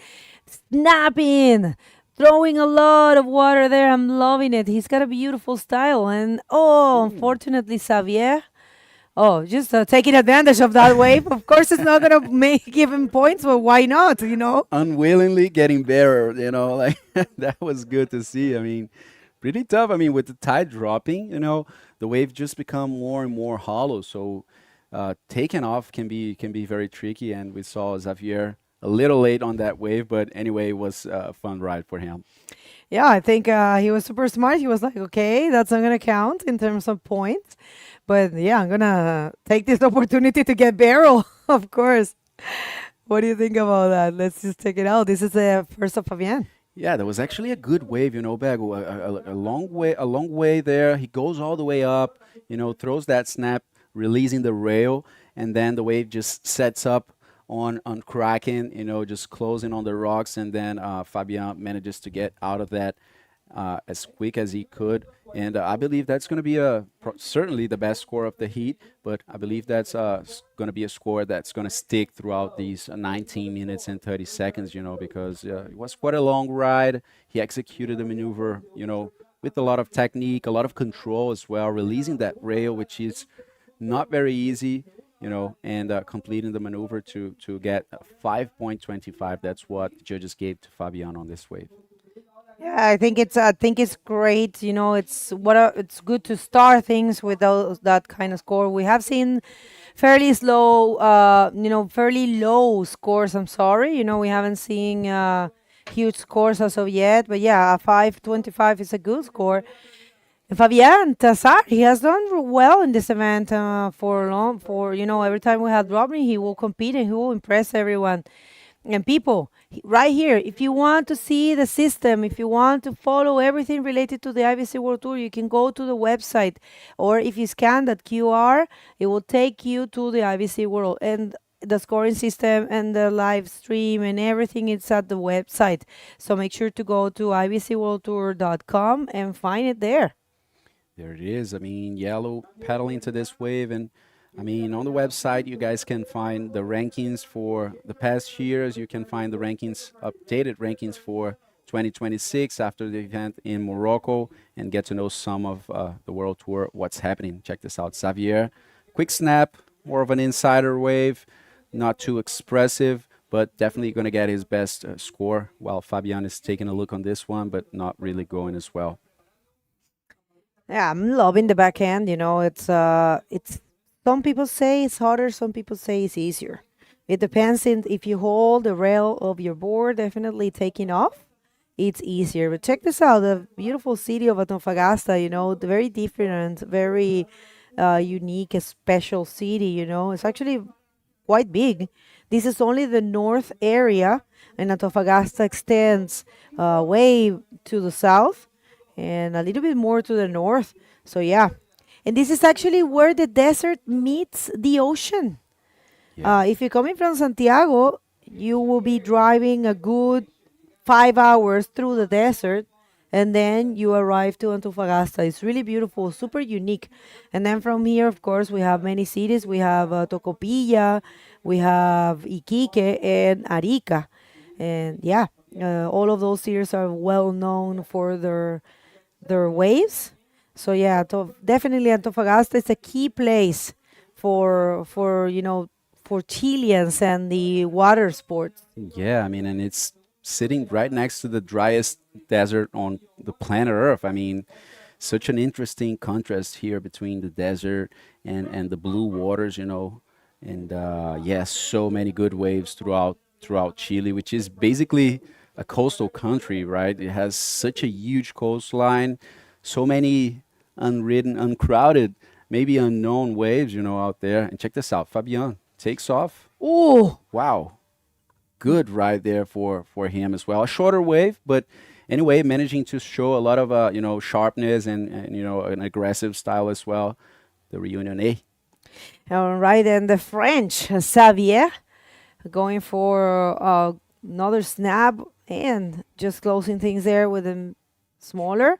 But yeah, he didn't really throw a lot of water, so I know for a fact the judges are going to favor the first maneuver for Fabian Tazar. Definitely, that's where the money is, and I dare to say he might be getting something higher than what he is holding already. I have to say he's dominating this heat, just as what Sammy did, right? But you know what? We don't have any waves coming, so I think it's safe to send it to Eric for the interview. Take it away. Thank you, Bago. Congratulations on winning your first heat. For a while, how does Yeah, it's a good pleasure to come here again to compete in this epic scene, epic wave, epic organization. I like to congrats the Nilda Club and all the ABF organizers and sponsors, because this is an epic scenery. Yes. Michelle? So, yeah, I'd like to ask you, what are your expectations with this comp? How do you think things are going to turn out? Well, this wave is really tough for DropKnee because it has a backwash and not a bump. So in the takeoff, you can be really good in the slab waves and everything, but the takeoff, you don't practice always a backwash just in the takeoff in a slab. So it's a really difficult. I see all my great idols. Leonardo was tough. Manuel Cepeda was also with a lot of problems to the takeoff, and for me as well. So it's a really good experience. I expect to win. All sport, all athletes want to win, but you need to have luck, be in contact with the wave, and have the connections to like connect with the wave and with the minute and the mindset, everything. It's luck and your skills. So good luck to everyone, and it's epic to be with all my DK brothers. I love all these guys. We have a lot of good friendship. We are all friends, and we meet in this type of events. So it's epic to see all these DK Chargers. Awesome, Michelle. Well, congratulations. Do you want to give any shout outs to any friends or family? Shout out to my mom on the other side, to my family, and to all my sponsors that make this possible. Okay, IBC for the stay in the IBC in here in Antofagasta, Caligari Ford for the sponsorship, Erizo Surf Brand with my signature model, and Viking Wetsuit, that is my new wetsuit sponsorship. All right. Well, thanks so much, Michelle. Congratulations again. Thank you. Back to you, Bago. All right. Thank you so much. Just great moments there. You can tell Michelle was really touched by the fact of being back in the World Tour. He's an enthusiastic, he loves DropKnee. He loves to be here, and he really wanted to have the opportunity of having a ride on tour. Of course you have to try to surf all kinds of waves. But I know for a fact he's very happy to be back on tour. So huge congratulations. And then the water looks like that set was, I mean, maybe caught everyone out of place. They were not able to take off on that one, but yeah, I think definitely the swell's picking up, and I don't know what the call is, but what I've been told is that we're gonna get the official information from the technical team if we are going to start the men division or not. But yeah, the conditions for now they're really good. Yeah, I mean, I'm excited for this, because as the tide is dropping, definitely these waves will become gnarlier and gnarlier. Michelle was bringing and raising the point of the takeoff. I mean, for the drop knee stance, it's pretty hard to, just as regular surfing, it's pretty tough to take off when the wave becomes very hollow at once. And that's what going to be happening more and more here as the tide drops. So maybe we can see that, maybe we can see the men division going in the water. I mean, I'm excited for this. Everyone is excited for this.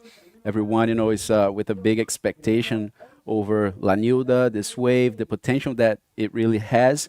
We have been seeing most of the guys, having some, taking some time to figure the wave out. But we could see, for example, Sammy Morentino already taking an 8-point ride from the judges, a 6-point ride, not with much difficulty, I would say. Sammy was looking very on point over there. So definitely those other guys that are coming on the upcoming heats are, watching everything that is unfolding in the water and just learning to, act in as best as they can on their heat. So yeah, looking forward. Definitely. All right. So, what if we say hi and thanks to all of our sponsors? Please remember this event is presented by no one else than Escondida BHP.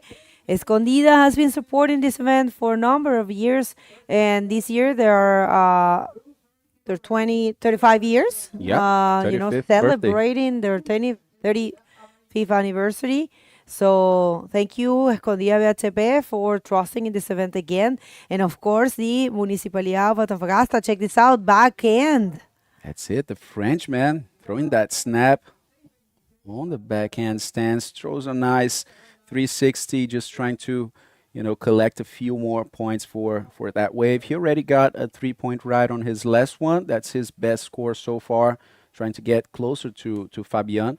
And let's see, certainly he will get something better than a 1.5. It's not going to be a huge score for sure, but definitely slowly but surely improving on this heat. Xavier Andrew coming from France. All right, so I just take this opportunity to say a few words in Spanish. Quería agradecer en español a Escondida BHP, que lo estaba diciendo en inglés, que ha apoyado este evento por tanto tiempo, que es una de las operaciones mineras más importantes del mundo y está comprometida con el desarrollo sostenible y el crecimiento de la región de Antofagasta. Gracias de verdad por volver a confiar en el Club Budeo en este evento y apostar por este deporte, y por supuesto agradecer fuertemente a la ilustre Municipalidad de Antofagasta por su constante apoyo del deporte y la cultura y a la promoción de eventos que posicionan a esta ciudad en un gran nivel internacional. Rodrigo Diaz taking off on this wave, an insider, just trying to do as many spins as he could, but the wave didn't really offer any potential for Rodrigo. He's still with a 1 and a 0.2, but that's probably not going to be enough for him to escalate a few steps on this heat, since Xavier Andrieu got 2.75 on his last wave and managed to improve a little bit more his situation and getting closer to Fabian as well. All right, so we have a couple replays queue there. Let's check it out. We really want to see these waves again. So yeah, this is the last of Xavier Andrieu. Not everyone can snap on the backside, and complete with that spin and, another snap. You can tell he's confident on that. And here, another rider, Rodrigo going to his backhand or backside. For those who are not familiar, that means that you're facing the beach. When we say backside, it's because you're giving your back towards the waves. Yep. The wave, I'm sorry. So yeah, depends on what foot you use. What's your front foot? If you use the right on the front, Yeah, you everyone will has be- a fixed stance, right? Just like surfing, skateboarding. Exactly. Check this out. Red taking off on a prone. Yes, yeah, another barrel for Fabian Tazar, who is very Practicing for the comfortable. men division. Yeah, that's true. He's probably like, oh, the tide is dropping. I'm gonna get a taste of it to see how it goes. But yeah, just a great rider, Fabian Tazar, always up there, especially on the drop knee stance. I'm not sure. I don't think he ever won an event of the World Tour, but I mean, he's always, on top of his game. He's always, reaching those podiums and getting good results and giving hard tasks for the other guys. And it's getting crowded over here, huh? I mean, today is a holiday, so yeah, check this out. We have another taker here. Oh, Xavier, going for a close-up barrel there. Wouldn't be really good if you could have made it. But yeah, Xavier Andrea, he has been coming to Sintra and also he came here to Antofagasta, and yeah, he loves DropKnee. Great guy. I met him a couple years ago, and yeah, he is definitely loving to be back here. And Fabian Tazar showing some dominance in this first day of competition, round number 1 of the DropKnee division, heat number 4. We are going to do this round in full, and then we're going to see what the judges think, if we should continue or not. I think we might be continuing because, there's good conditions. So yeah, it looks like, we might give it a try to the man division. Yeah, I think that, unless, a strong wind comes up or something like that, really, messes up the conditions, I think we can be seeing. I really hope, I hope more than everything that we, still have conditions for the event to keep going. You guys can see how crowded that is becoming. The waves are becoming very interesting. Check this out. This is Fabian on the left. On a bomb, I will say, for what we have seen. Check that out. What? That was a backflip. Oh, man. Did you see what he did? Hold on. He bottom turn, drop in a drop knee stance, and he hit the lip and executed a backflip on the prone. Are you kidding me? That was. I've never seen that in my life. I've never seen that in my life.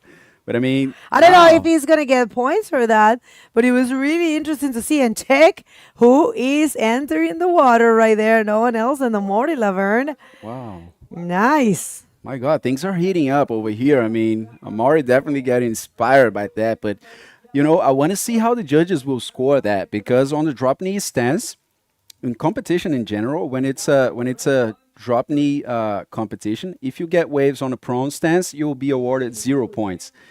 And let's see, check this out. He did that nice bottom turn, goes all the way to the pocket, and does a perfect backflip, landing on the prone stance and completing the maneuver. But that was ridden halfway in drop knee stance and half in the prone stance. So how will the judges evaluate that? I mean, that's a have big no problem idea. in their hands right now, Yeah, I was thinking about it. It's gonna be interesting to see, but definitely it is refreshing to watch different stuff. And a rider like him, who is an amazing drop knee and prone rider, is just showing the world his skills, right? It's just having fun. I mean, he is looking pretty comfortable in the first position. Xavier is looking for a 6:26, and Rodrigo for a 4 to get the second position. So why not, right? Why not to try if you feel comfortable?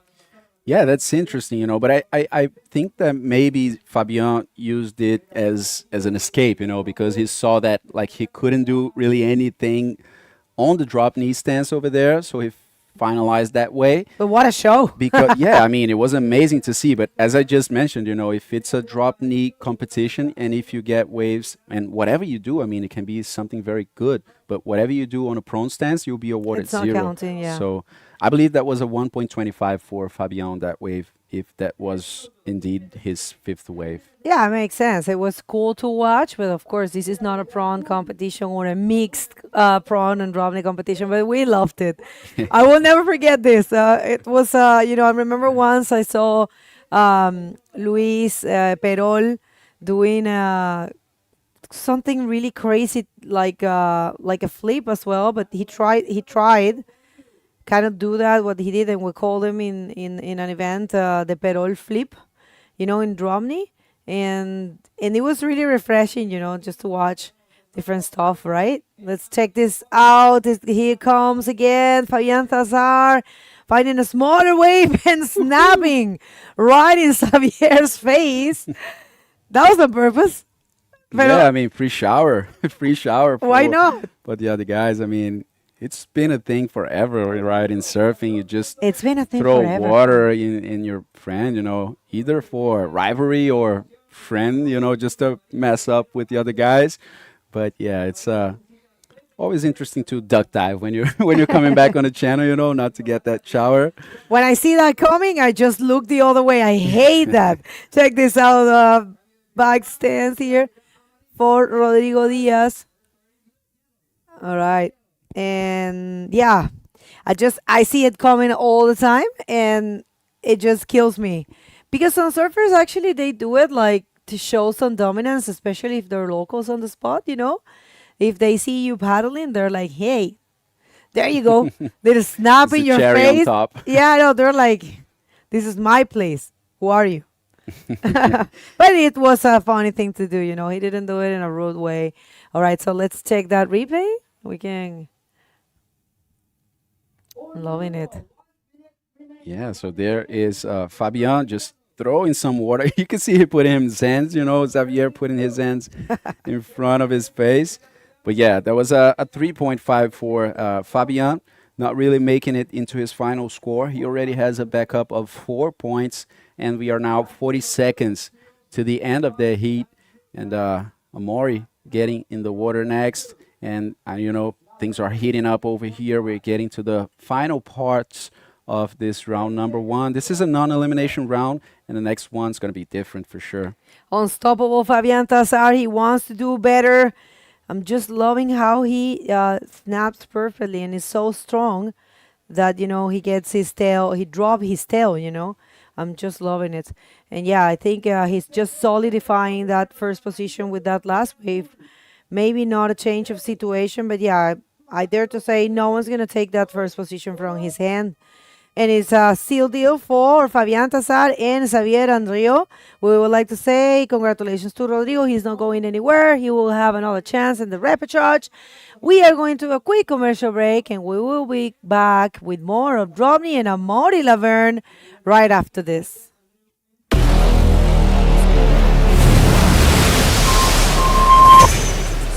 Disfrutan del deporte, donde nuestro compromiso promueve el desarrollo de nuevos talentos y los espacios públicos se transforman en lugares de encuentro. Nuestro futuro Es con más deportistas. Es con todos. Es con todos. Es con todos. Es con todos. Conoce más sobre cómo imaginamos nuestro futuro con todos en bhp.com. Nuestro futuro es con la región de Antofagasta. Con una Antofagasta donde las personas disfrutan del deporte, donde nuestro compromiso promueve el desarrollo de nuevos talentos y los espacios públicos se transforman en lugares de encuentro. Nuestro futuro Es con más deportistas. Es con todos. Es con todos. Es con todos. Es con todos. Conoce más sobre cómo imaginamos nuestro futuro con todos en bhp.com. Nuestro futuro es con la región de Antofagasta. Con una Antofagasta donde las personas disfrutan del deporte, donde nuestro compromiso promueve el desarrollo de nuevos talentos y los espacios públicos se transforman en lugares de encuentro. Nuestro futuro Es con más deportistas. Es con todos. Es con todos. Es con todos. Es con todos. Conoce más sobre cómo imaginamos nuestro futuro con todos en bhp.com.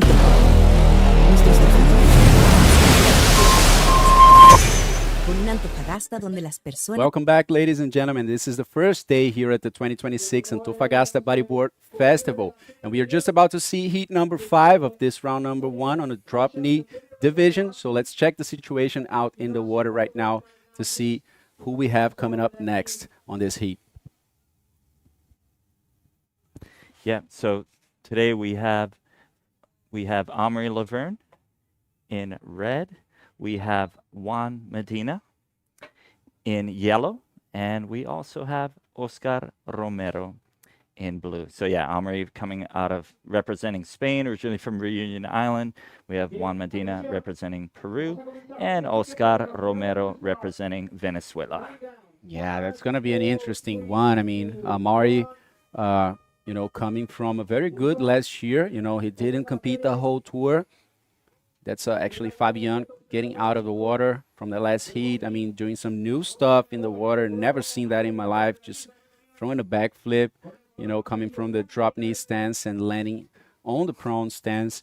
He didn't get a good score for that, obviously, because of the criteria, but that was very interesting to see. And, some innovation is always welcome here in the heats, right? For real, that was innovative to the fullest. I mean, I honestly haven't seen not many of those in my life. Yeah. I mean, that was like, wow. Yeah, it was pretty mind-blowing. So, yeah, it's good to see some innovation. But obviously, because he landed in prone, it probably might have not gotten the best score, right? But regardless, it's good to see him getting innovative out there.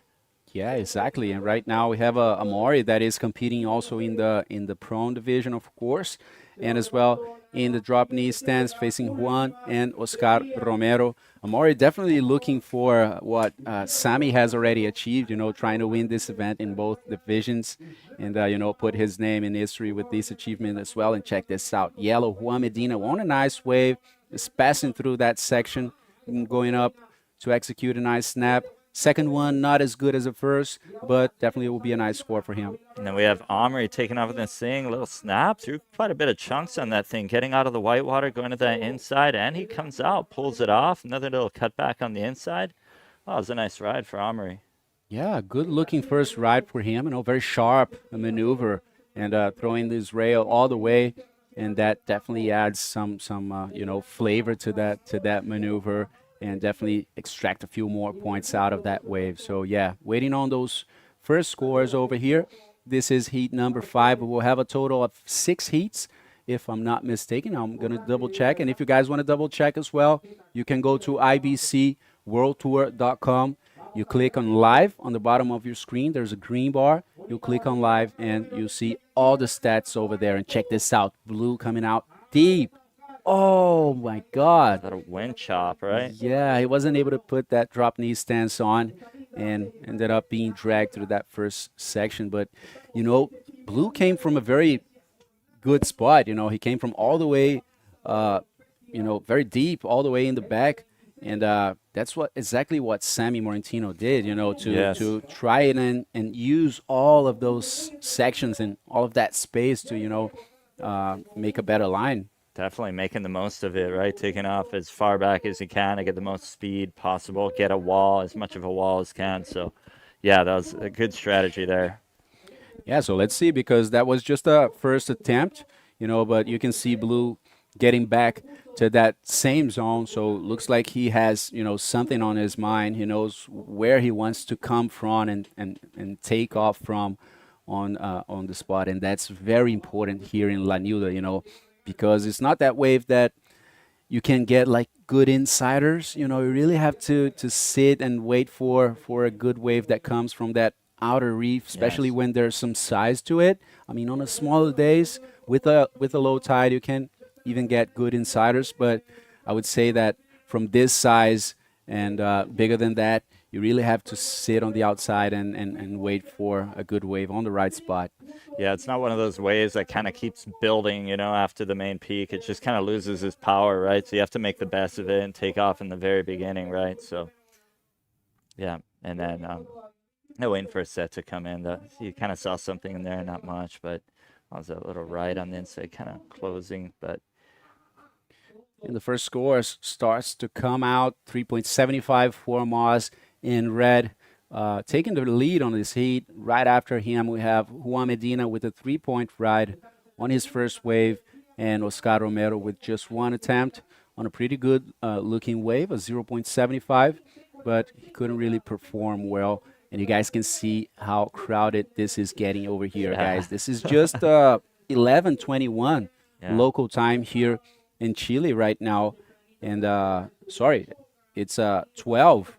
Yeah, actually, it's 12:21 here in Chile, basically noon, and everyone starting to come out to Parque Trocadero which is where this is all happening over here. This is not the central part of Antofagasta. That's way in the back. You guys can see on the right side of your screen.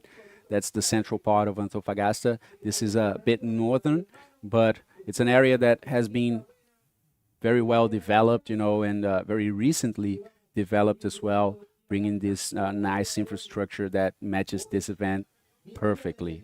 Yeah, just it's so nice how bodyboarding, the root cause of this beautiful park, this beautiful costanera, is bodyboarding, right? If it wasn't for the sport of bodyboarding, this probably never would have been there. So, yeah, good to see the man behind the dream, Arturo Soto, behind this project to just make this coast look so much nicer, right? I mean, just a year ago, right, it was just dirt and rocks, right? And Yeah. I think if you look at some of the highlight videos of the event 11 years ago, it's a totally different scene, you know? People weren't sitting comfy on a nice bench, right? Like, it's just such a beautiful park now. So good to see the improvement of the coastline here, thanks to Arturo Soto and, of course, the city of Antofagasta, right? Yeah, that's it. So let's take a few time to thank our sponsors right after this. Wave by Moz, trying to get in balance. Nice maneuver for him. Quick sharp snap. Another one. 2 maneuvers on this wave. He keeps going, but just exiting that wave to get his backup, or maybe even his best score so far. We can see the wind maybe changing a bit of a direction, you know, or maybe even peaking up, which is what we actually expect, you know, right after lunchtime, right after noon. We have an expectation, and the forecast says that the wind is going to pick up. We hope that it holds, you know, so we can, you know, keep going with the comp. But looking by what we see on the screen and here on the studio, we see exactly what you guys see on the screen as well. We are, closed here on the container, but looks like the waves are changing a bit more, right, Edric? Yeah. The wind's definitely coming in, as you're saying, looking on the windy forecast just before the comp. You claimed it. You're like, yeah, around 12:30, 1 o'clock, the wind should start picking up. So, yeah, it looks like that's what's happening, you know. So it makes it tricky on the knee, right? Like, for prone, you can work around these chops easier, but with drop knee, it's quite tricky, right? So, yeah, not sure how much harder it is going to be to get a good wave for these guys. But the plus is the tide's going down. So if we get a miracle and this wind kicks off a little bit, if it mellows out a little bit, I should say, that would be nice. But yeah, I mean, for the drop knee guys, it's probably very tough, you know, especially that takeoff zone. Michel Copeta said that during the interview with you, and it's just going to get hotter for sure with the wind picking up, with the tide dropping, you know. But I'm pretty sure that all the riders are, you know, very excited to go in the water if the comp is stopped, you know, because as you said, for prone stance, still pretty good. And on the past few days, these guys didn't get much practice, you know, didn't get the ideal conditions to train for the competition, you know, and to figure out the wave. So pretty sure that with this size, with this pressure that we are seeing right now, though there's some wind, these guys are amped to go in the water, right? Yeah, definitely. The next couple of days, forecast is looking pretty good, right? Like a little bit lower tide in the morning as the high's an hour ahead. So, if we get on it early, should be some nice conditions. But it looks like we're getting ready for an interview pretty soon. That's it. Take it on, Bagel.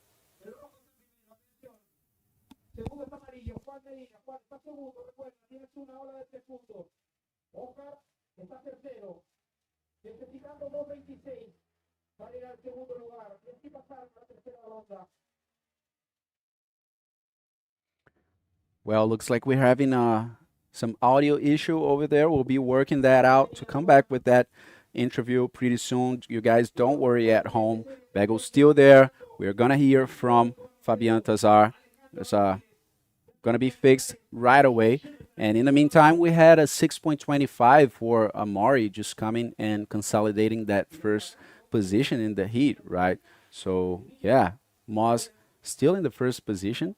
Yeah. And there's 15 minutes and 40 seconds remaining on the heat. Yeah, good first start for Amorei. Huh? Just getting a couple good ones under his belt to start off the heat.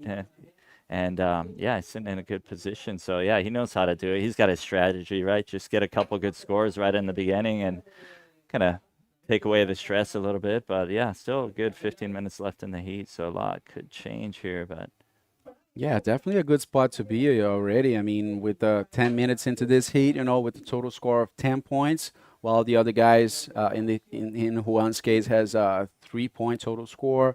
Oscar with a 1.1 didn't find anything basically on this heat so far. But yeah, you guys can see the waves changing quite a lot. Those sections become more and more bumpy, which makes it much harder for the drop knee guys, to just do those nice lines to get a lot of speed. I mean, with so many bumps on your way, it's easier to lose balance, to miss the maneuver. And being in the heat, right in that, when that's happening, it's very challenging, right? Because it's not that you just have to find a good wave, but you have to adapt. You got to see and understand what's happening, right? And then adapt to that. But it looks like now we have the interview and we'll be able to hear from Fabian. So on to you, Bagu.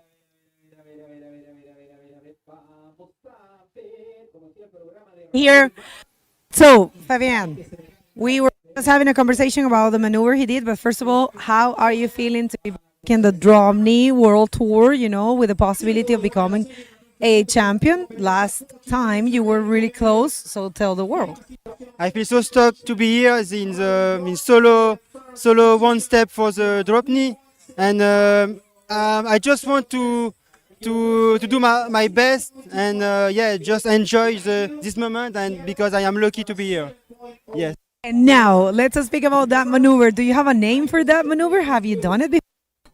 I don't have name. It's just a backflip and DropKnee, but I just want to complete in DropKnee because other time I complete in prone, and yes, I just feel good with the trick, and yes, let's go to complete after. Yes. All right, you want to say some words for your friends and family and your sponsors? Il y a beaucoup de personnes qui me regardent. Merci beaucoup tout le monde qui me suit, à mes sponsors, parce que c'est grâce à eux que je suis là. Et je suis vraiment chanceux d'être là, et je vais juste donner le paquet, et la réunion elle est là. For the rest of the competition, back to you guys. Yes, sir. Fabian Tazar, one more time. Such a nice guy, I mean, and such a charger as well, both on the DK stance and on prone. I mean, coming up with something that probably 99% of us never saw in our lives and probably will never see again. I know, that was crazy. The guy just came, for you guys that are just tuning in right now on the last heat, Fabian got a wave, and he didn't get a good score because it doesn't really attend to the criteria, If it's a drop knee championship, you have to do stuff on a drop knee stance. If you do whatever it is, as good as it can be, on the prone stance, you'll be awarded 0 points. So the guy just came on the drop knee stance, did a nice bottom turn, and then he hit the lip on the drop knee stance and executed a backflip, landing on prone stance. That was crazy, and that was like well executed, a clean maneuver, but in the end, he got 1.25. So, I mean, was he already sitting in a comfortable zone when he did that? Do you think he was already confident? Yeah. He's like, I got this heat, I can play around and, have some. It was a quite good situation. He was already leading the heat, not with huge scores, but kind of like Amorei is doing right now. If I'm not wrong, he had a 6 and a 4. Yes. But, I think he just went very strong to the lip, and check this out. Oh, Moss throwing some buckets over there, and definitely going to get a good score for this wave. Let's see if anything new will come up for him, and that's a 5-point ride. Yeah, that was good. Yeah, he's sitting pretty far up. Both of the guys in second and third are both in combo line, right? They need a pretty good size score to get into that first position, right? Yeah, so let's thank Escondida, BHP, and Municipalidad de Antofagasta, who are the main sponsors of this event. So great to have the Municipalidad one more time over here, which is the City Hall here of Antofagasta. And, they dropped in and came to this event to support it, and make it happen in the best way possible. Because everyone here is a witness to the amazing structure, and the infrastructure, beyond that for this event. And of course, as well, the collaborators of the event are Kobun, Antofagasta Minerals, Peri Chile, Carnicería Arauco, Abastible, Hotel RK Antofagasta, que nos está recibiendo muy bien. Aquí cerquita del evento, Ruta 1 Restaurante, Mirador Sanguchería con su comida riquísima para todo el staff del evento, Costa Club Antofagasta y también los media partners. Yeah, it's for our media partners, we want to thank Mercurio de Antofagasta, Antofagasta Televisión, AS Chile, FM7, El Regionalista Diario, Antofa Despierta, Puro Surf, Chile, Latin Wave, Cura Tres Puntas, and Región 2. And you know what? I was reading the sponsors here, but like saying, talking by the beach announcer here beside us and seeing Oscar Romero coming out of that white water. Gonna have to get a Pretty replay. sure he did something over there. I'm not sure what was it. He didn't land it as well, but looks like was something interesting. Maybe we can see a Yeah, that's replay, curious but to see these what guys went are down. getting into position right now. Let's see if there's anybody. Yeah. Yeah, not really. Yep. You can see the tides dropping pretty quick, right? Even the small ones are starting to have a little bit Yeah, of power. yeah. But here's that replay you're talking about. So, yeah, let's see what happens here. Looks like he's going for it. Wow. That was a pretty heavy section. He went for it, right? But that's so hard to pull off. Wow, Right. there was a gnarly section. That I was mean, it became gnarly. so shallow, you know, and you can see Yeah. the lip, how thick it is. That looked like shore break. A shore break Wow. over reef, yeah. Yeah, things changing fast over here, people. I mean, tide is dropping, and since today's full moon, you know, it's dropping as much as it gets, you know, so a big variation we are having. High tide during the morning, which is not the best, but it'll become better, you know, throughout the next days. And I think the best news is that next days we don't have forecast for strong winds. You know, Nice. so the swell is gonna, you know, maintain that size, and we have, you know, softer winds over here for the next few days, which sets up the perfect scene, you know, the perfect scenario for us to run the comp for, you know, 1, 2, and even 3 or 4 days more from today, you know. So looking very good. And if you are at home right now and you already don't do it, make sure to follow IBC World Tour on Instagram. Make sure to subscribe to the YouTube channel as well if you are watching from YouTube. But I highly recommend you guys going to the ibcworldtour.com website, and you guys can see both the live stream and the updated scores as well from the website. So we're gonna put on the screen right now a QR code to make your guys' lives easier. So you guys just have to pull out the phone right now and scan that QR code and access everything in first hand. Yep, check it out. Get these updates. See what's going on. Looks like we have some action coming out the back. Let's see if this can produce anything. Let's see. Yeah, it's a little bit choppy, right? More sets coming out the back. Let's hope something goes down here. Yeah, those leaps are starting to turn different. You see, it's starting to become very thick. Yeah. The waves are getting hollower, despite, of course, the wind that is definitely right now, you know, messing up the wave a little bit. Yeah. You know, those sections are not coming cleanly, but I can see this tomorrow and the next few days without all that wind. This is going to be insane because these Yes. guys are going to go high. I mean, they are willing and able, you know, they are Definitely. wanting to give it a show. I mean, 3 or 4 days ago, just when we got here, there was some size, there were some good waves, and the local guys here said that all the riders were like just, you know, sanding it, Pushing especially the Mexicans, you know. I Yeah. heard about the Mexicans They're that they are charging. coming up with like crazy stuff. Yeah. So yeah, looking very good for the next few days, guys. Yeah, some action coming up pretty soon, right? Looking forward to seeing that. I mean, everything's looking on the forecast is looking good, like less wind, more size, better tide in the morning. So looks like it could be a recipe for some good action coming up. So yeah, looking forward to seeing what's going down. So, how's that little right on the inside? So, yeah, as of now, yeah, we got Amorei just sitting comfy in first position with a total of 11.25 points. And, yeah, Juan Medina and Oscar Romero are still sitting in combo land. So they need a decent score, a decent couple of scores to take that first position away from Amorei. Definitely, but you know, as it's a non-elimination round, Yeah. good for them, you know, Yeah. because they won't be eliminated from the competition. Yeah. In this case here, guys, first and second will be skipping round number 2, the rapid charge, and third and fourth, in this case, just third position on the heat, will be having another opportunity on round number 2. They won't be knocked out of the competition. So it's more of an exhibition It round, let's is, put it right. this way, so these guys can go, you know, a little bit more relaxed, test new strategies, Yeah. what works, what not, Yeah. figure out the wave, and of course, just send it, you know, and provide a Send show it. for us. Just go for it. Yeah, I like that non-elimination round. You know, it's just gives guys a chance to go out there and just put it all on the line, and no worries if they don't make it, they can still continue and take some time to test out the wave a little bit. You know, I mean, oh, here we go. What do we have here? We have Oscar taking off, gets caught up in the white water. Yeah, it looks like he's getting rolled around in there.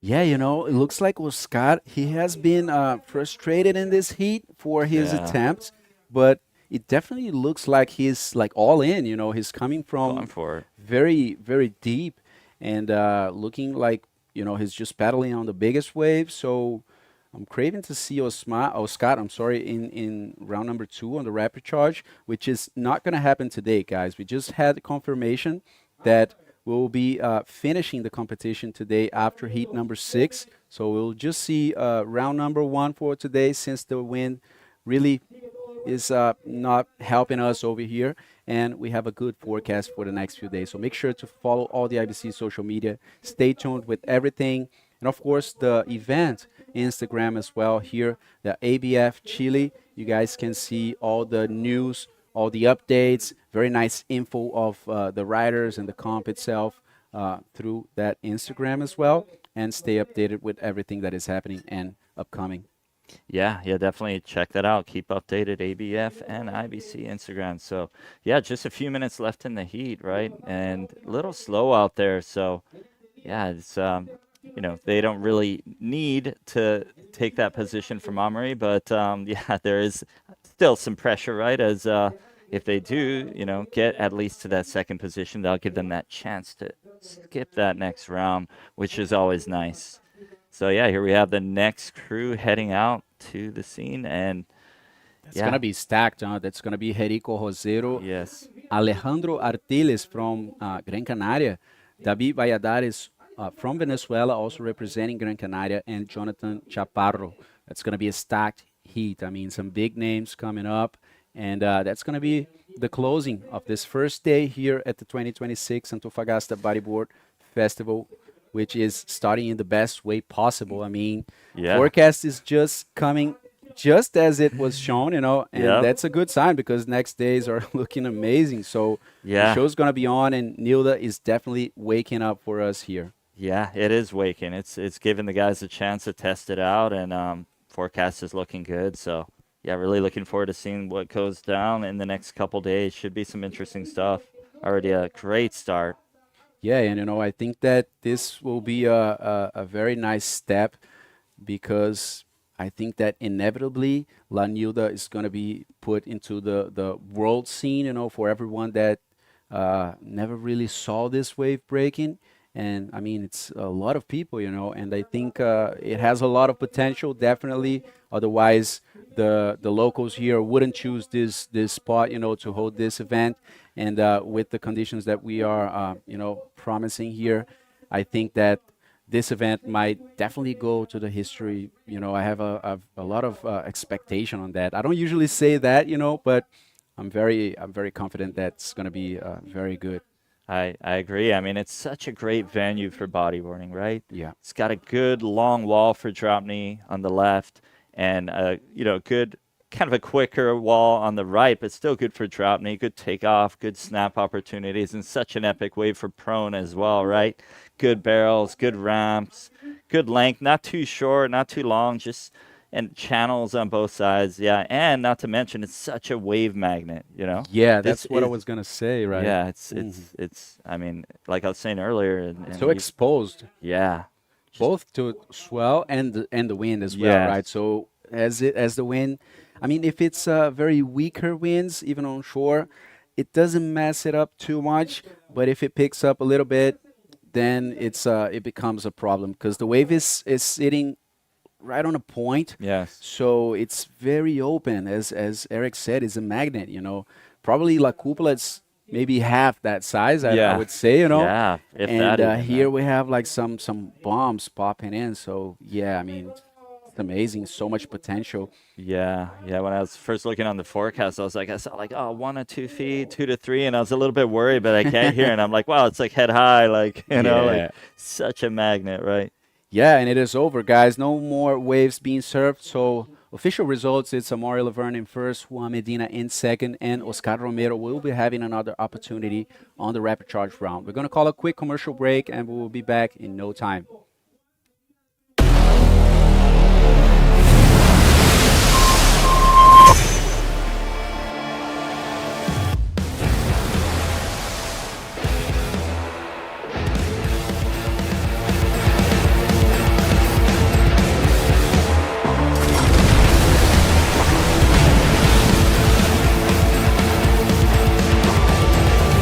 Cross the line, I feel there's no one turning back. The fuse is ready, all to do is strike the match. As I carry the weight of my stress, burning flame with the way out the darkness. I know that you light straight through your teeth, and I know that it haunts the air I breathe. Try to ignore all the noises in my mind as it sends shivers down my spine. These bones, they don't easily break my soul. Cut it's like a razor blade. I froze those. Then you'll feel the pain. These bones.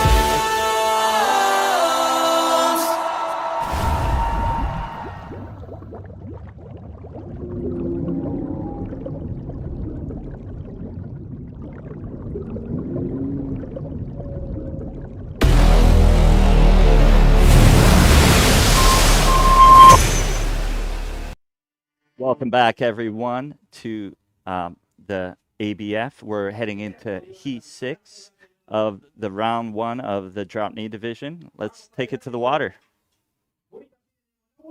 Yeah, that's right. This is the last heat of the day. It has been great, you know. We decided to stop because there's wind. As you can see, there's some. How would you? Oh, let's just present this heat and we will come back to that idea. But check this out. We had Jerico Rosero coming in hot from Galapagos, from Ecuador, and coming from the Canary Islands. We have Alejandro Artires in yellow, David Valladares, also from the Canary Islands, but originally from Venezuela, in blue, and Jonathan Chaparro de Loco from here, from Antofagasta, from Chile, in white. Oh man, this heat is gonna be on fire. This should be an exciting heat. I agree, Bego. Ah, I remember that Jerico pulled one of the craziest DropKnee snaps off the lip in Antofagasta. I believe it was a couple years ago, right? Do you remember that one? yeah, no, I mean, that was amazing. And check this out. Oh, Jonathan Chaparro. Yeah, that wind chop, right? It's pretty challenging on the knee. Yeah, I think that's it's a good call. You know, we had 6 heats just to shake things off. You know, this is a non-elimination round, so it's okay. The thing in Antofagasta, you know, it's very well known that we have winds from usually from noon. You know, so yeah. I think it's a good idea that we are stopping the competition. We have a lot still to go, you know. This is only the 3rd day of the waiting period. We have 13 days of waiting period. So yeah, we do have a lot of time. And yeah, I think, what do you think? I agree, Bego. I mean, it's the best strategy in my opinion, right? There's no rush in getting through these. I mean, the forecast is looking good, the wind's looking good, swell's looking good, tide's looking good. So I think that's the best way to go about it. Just take our time, you know, and choose the right days, work with the best conditions, you know, just to put on a good show and stoke out the riders and let them put their all into it, right? Rather than trying to force it through these windy conditions. it's quite a challenge being able to drop knee through these chops, right? Yeah, I agree with you. I mean, it's definitely, we don't need that, right? We want to try to offer the best to these riders. That's why the format, of the world, championship for DropKnee, as well as the Prime series for the men and the women division, offer that, it's part of the benefits of having this format. So super happy and blessed to have the opportunity of bringing this event. But check this out. We have 2 takers. Oh, no takers. It's starting to suck up more too. It's getting a little bit shallower with the tide dropping. So yeah. And it looks like we have something coming out. I think someone's paddling for this. Who do we have here? Oh, another one, right? Yeah, it's hard to do those late takeoffs when it's choppy like that. I think, it is difficult for sure, and the riders noticed that. Although we have seen great performances, I mean, Amorei just destroyed it, right? Yeah, it's not just about being a great rider, but knowing how to work through these conditions and strategically be able to surf and dodge all these wind chops, right? So here we have Rico taking off on this thing. Going around that little white water, a little bit of a wall on the inside. Let's see if you can get a little snap in there. There you go. Through some little chunks there. Caught up in the white water. Unfortunately, he could not get out of that. But yeah, good first wave by Rico. Yeah, Rico Rosero, he is an amazing rider to anything, DropKnee, prawn. Is really, sometimes he surfs by himself in Galapagos. I That can place. imagine. Have you been? No, I haven't been there. Been to Ecuador, never been to Galapagos, but it's a dream. It's one of my dreams too, He Yeah. always say, you guys have to come and stuff. And we're like, yeah, it is not cheap, because, I hear. yeah, Yeah. it is not cheap at all. But I think it's worth it. It's worth the try. So definitely Galapagos is one of the places in this world that you want to visit. Yeah. So yeah, I'm pretty sure everyone's tuning in from there, from Ecuador and Galapagos. Saludo a toda la gentita ecuatoriana. Aquí viene, el local, Yeah. Jonathan. Yeah, definitely a spot to put on the bucket list, right, Bego? Sí. Y estamos esperando todavía, bueno, aquí tenemos 4 competidores que hablan, o sea, que sus nacionalidades, sus países hablan español. Vamos a mandar un saludo gigante a Ecuador, por supuesto a Chile, a Venezuela y a Canarias para Alejandro Artiles y David Valladares, que tiene un tiempo ya viviendo en Tenerife y que además ya ha sido campeón de España en DropKnee. Así que, bueno, excelentes competidores. Pero tenemos la entrevista lista con el ganador del hit anterior. We have the interview ready. Oh, wait a second. Let's just see if they're going to be taking this wave. I'm sorry, Lucas. No. Okay, so now it's safe. What do you think? Yeah, it's safe to go. I'd say take it away, Lucas. It's Amorei, just changing so much up there. I mean, the tide is blowing stronger. How was it for you, the experience? Yeah, quite difficult to connect with that wave. I mean, it's just even hard to know where to sit. You see some wave from outside, but the wave is actually quite far from the shore, and so the time you get there, I don't know, hard to know. But in DropKnee, obviously, you're not really looking for the biggest wave, because the biggest wave are quite powerful. It's a bit bumpy, so you need to find the medium ones. I'm happy on my surfing. I've been trying to find some average score to make it through. But yeah, it's a powerful wave, and we're going to see definitely some good ride today and the next few days. But it's a tricky one.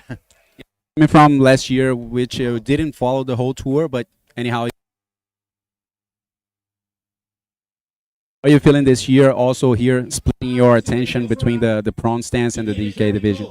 Yeah, with the time now, I take it like a challenge, trying to be out there, manage my life with my family life and being there, and financially, physically, mentally, it's a challenge, and I love it. I love it, and this year, it looks like I've got the support of everyone that I need to be there, and I'm going to try to do my best on the tour, and managing this life challenge. Sounds good. And do you have any shout-outs to send for people watching you back home? Yeah, thanks to all the guys tuning in, watching the IBC. Un abrazo a toda la familia en Canarias. Merci à tous les gars qui nous regardent. Nous tiens bon, nous largue pas. Congratulations on the next one. Back to you guys. Yeah, excellent interview there, and congratulations, of course, to Amorei Laverne. one of the favorites as well. You know, we have many names. I have to say, it is really hard to choose a favorite right now because everyone serves really good. There is. It is such a pleasure to have all these riders, right? It is. It is. I agree, Bego. It's good to have these versatile riders who are just good at drop knee and prone. And it looks like we have a replay coming up. And let's see, who do we have here? We have Jerico, yeah, that was the wave that you commentated. And yeah, I just love the execution of that snap. I think it favors him, the fact that he uses a big board, So he's got a lot of surface in the water. I think, that actually helps. But of course, you have to have technique, I love drop knee, and it's hard. And I feel my mistake has been always using the same board that I use for prone, which is a small board. Yes. I think if I had a bigger board, check this out. Right, so we have Alejandro taking off on that. Just another chop getting caught behind. It's so challenging right now, right? I'm glad they're making this the last round because it is really picking up on the win. I think we have someone else taking off on this one, Bego. Yeah, let's see. This is David Valladares, just throwing a lot of water in the first snap. Just, showing some skills for sure. He has a lot of support from, Venezuela and from Canary Islands as well. We have a pretty big group of Venezuelans competing in this event. That's pretty cool. We have Edwin, Neighbor, David. Hay varios venezolanos aquí. I know David's from he's from Margarita Island in Exacto, Venezuela, right? sí. Which is some fun ways. I believe you've been there before, right? Many times, yeah, Margarita. I will come back to that, but this is a replay of last wave of David. Yeah, so here we go. David coming down. Nice little snap right there. Coming down the line a little bit more, but just way too choppy. Not enough power to offer him anything on that one. Yeah. But you were saying about Margarita. Yeah, Margarita is a beautiful place, and waves are actually really good. Back in the day, there used to be World Tour events there. Check this out. Actually, taking off in that one is Jerico Rosero, frontside to left, and feeling comfortable with that beautiful floater. Completing, yeah. That was clean. That was really clean. Good execution. So, yeah, that's going to be a difference. I dare to say it might be the higher score of the heat so far. What do you think? If I had to guess, I would say so. Definitely. Yeah, that was clean. That was clean. He almost got like a little boost off of that lip. It was not like more than a floater. It was almost kind of like off the lip, right? Yeah, it's really nice execution by Jerico. And yeah, hard to do in these kind of conditions, right? So let's see this replay right here. Jonathan. All right, Jonathan Chaparro tomando esa ola, y esta es la otra vez estamos viendo la de Jerico Rosero, fue buenísima, es un súper buen floater. Hemos visto varios competidores como persiguiendo ese floater, pero el de Jerico estuvo excelente. La verdad que yo recuerdo de las primeras veces que lo vi correr DropKnee y quedaba con la boca abierta porque tiene un estilazo, corre espectacular. Así es. Sí, muy, muy bueno. Y claro, acá se ha sentido muy cómodo porque igual es frontside de izquierda y le favoreció bastante correr en la cúpula. Se ponía tubos, maniobras, todo. Very versatile rider, right? Es eso, muy versátil. Bueno, señores, y si no lo saben, este es el último hit del día. Comenzamos con esta ronda de DropKnee, de no eliminación, para un poco ir movilizando un poco el campeonato, porque hay olas y la verdad tuvimos bonitas condiciones. El tema con Antofagasta y algunos lugares del norte de Chile es que sí se mete el viento el mediodía, ¿no? Entonces ya estamos aquí, son la 1 hora local, y ya estamos viendo un poquito de cabritas o ovejitas o algodoncitos, como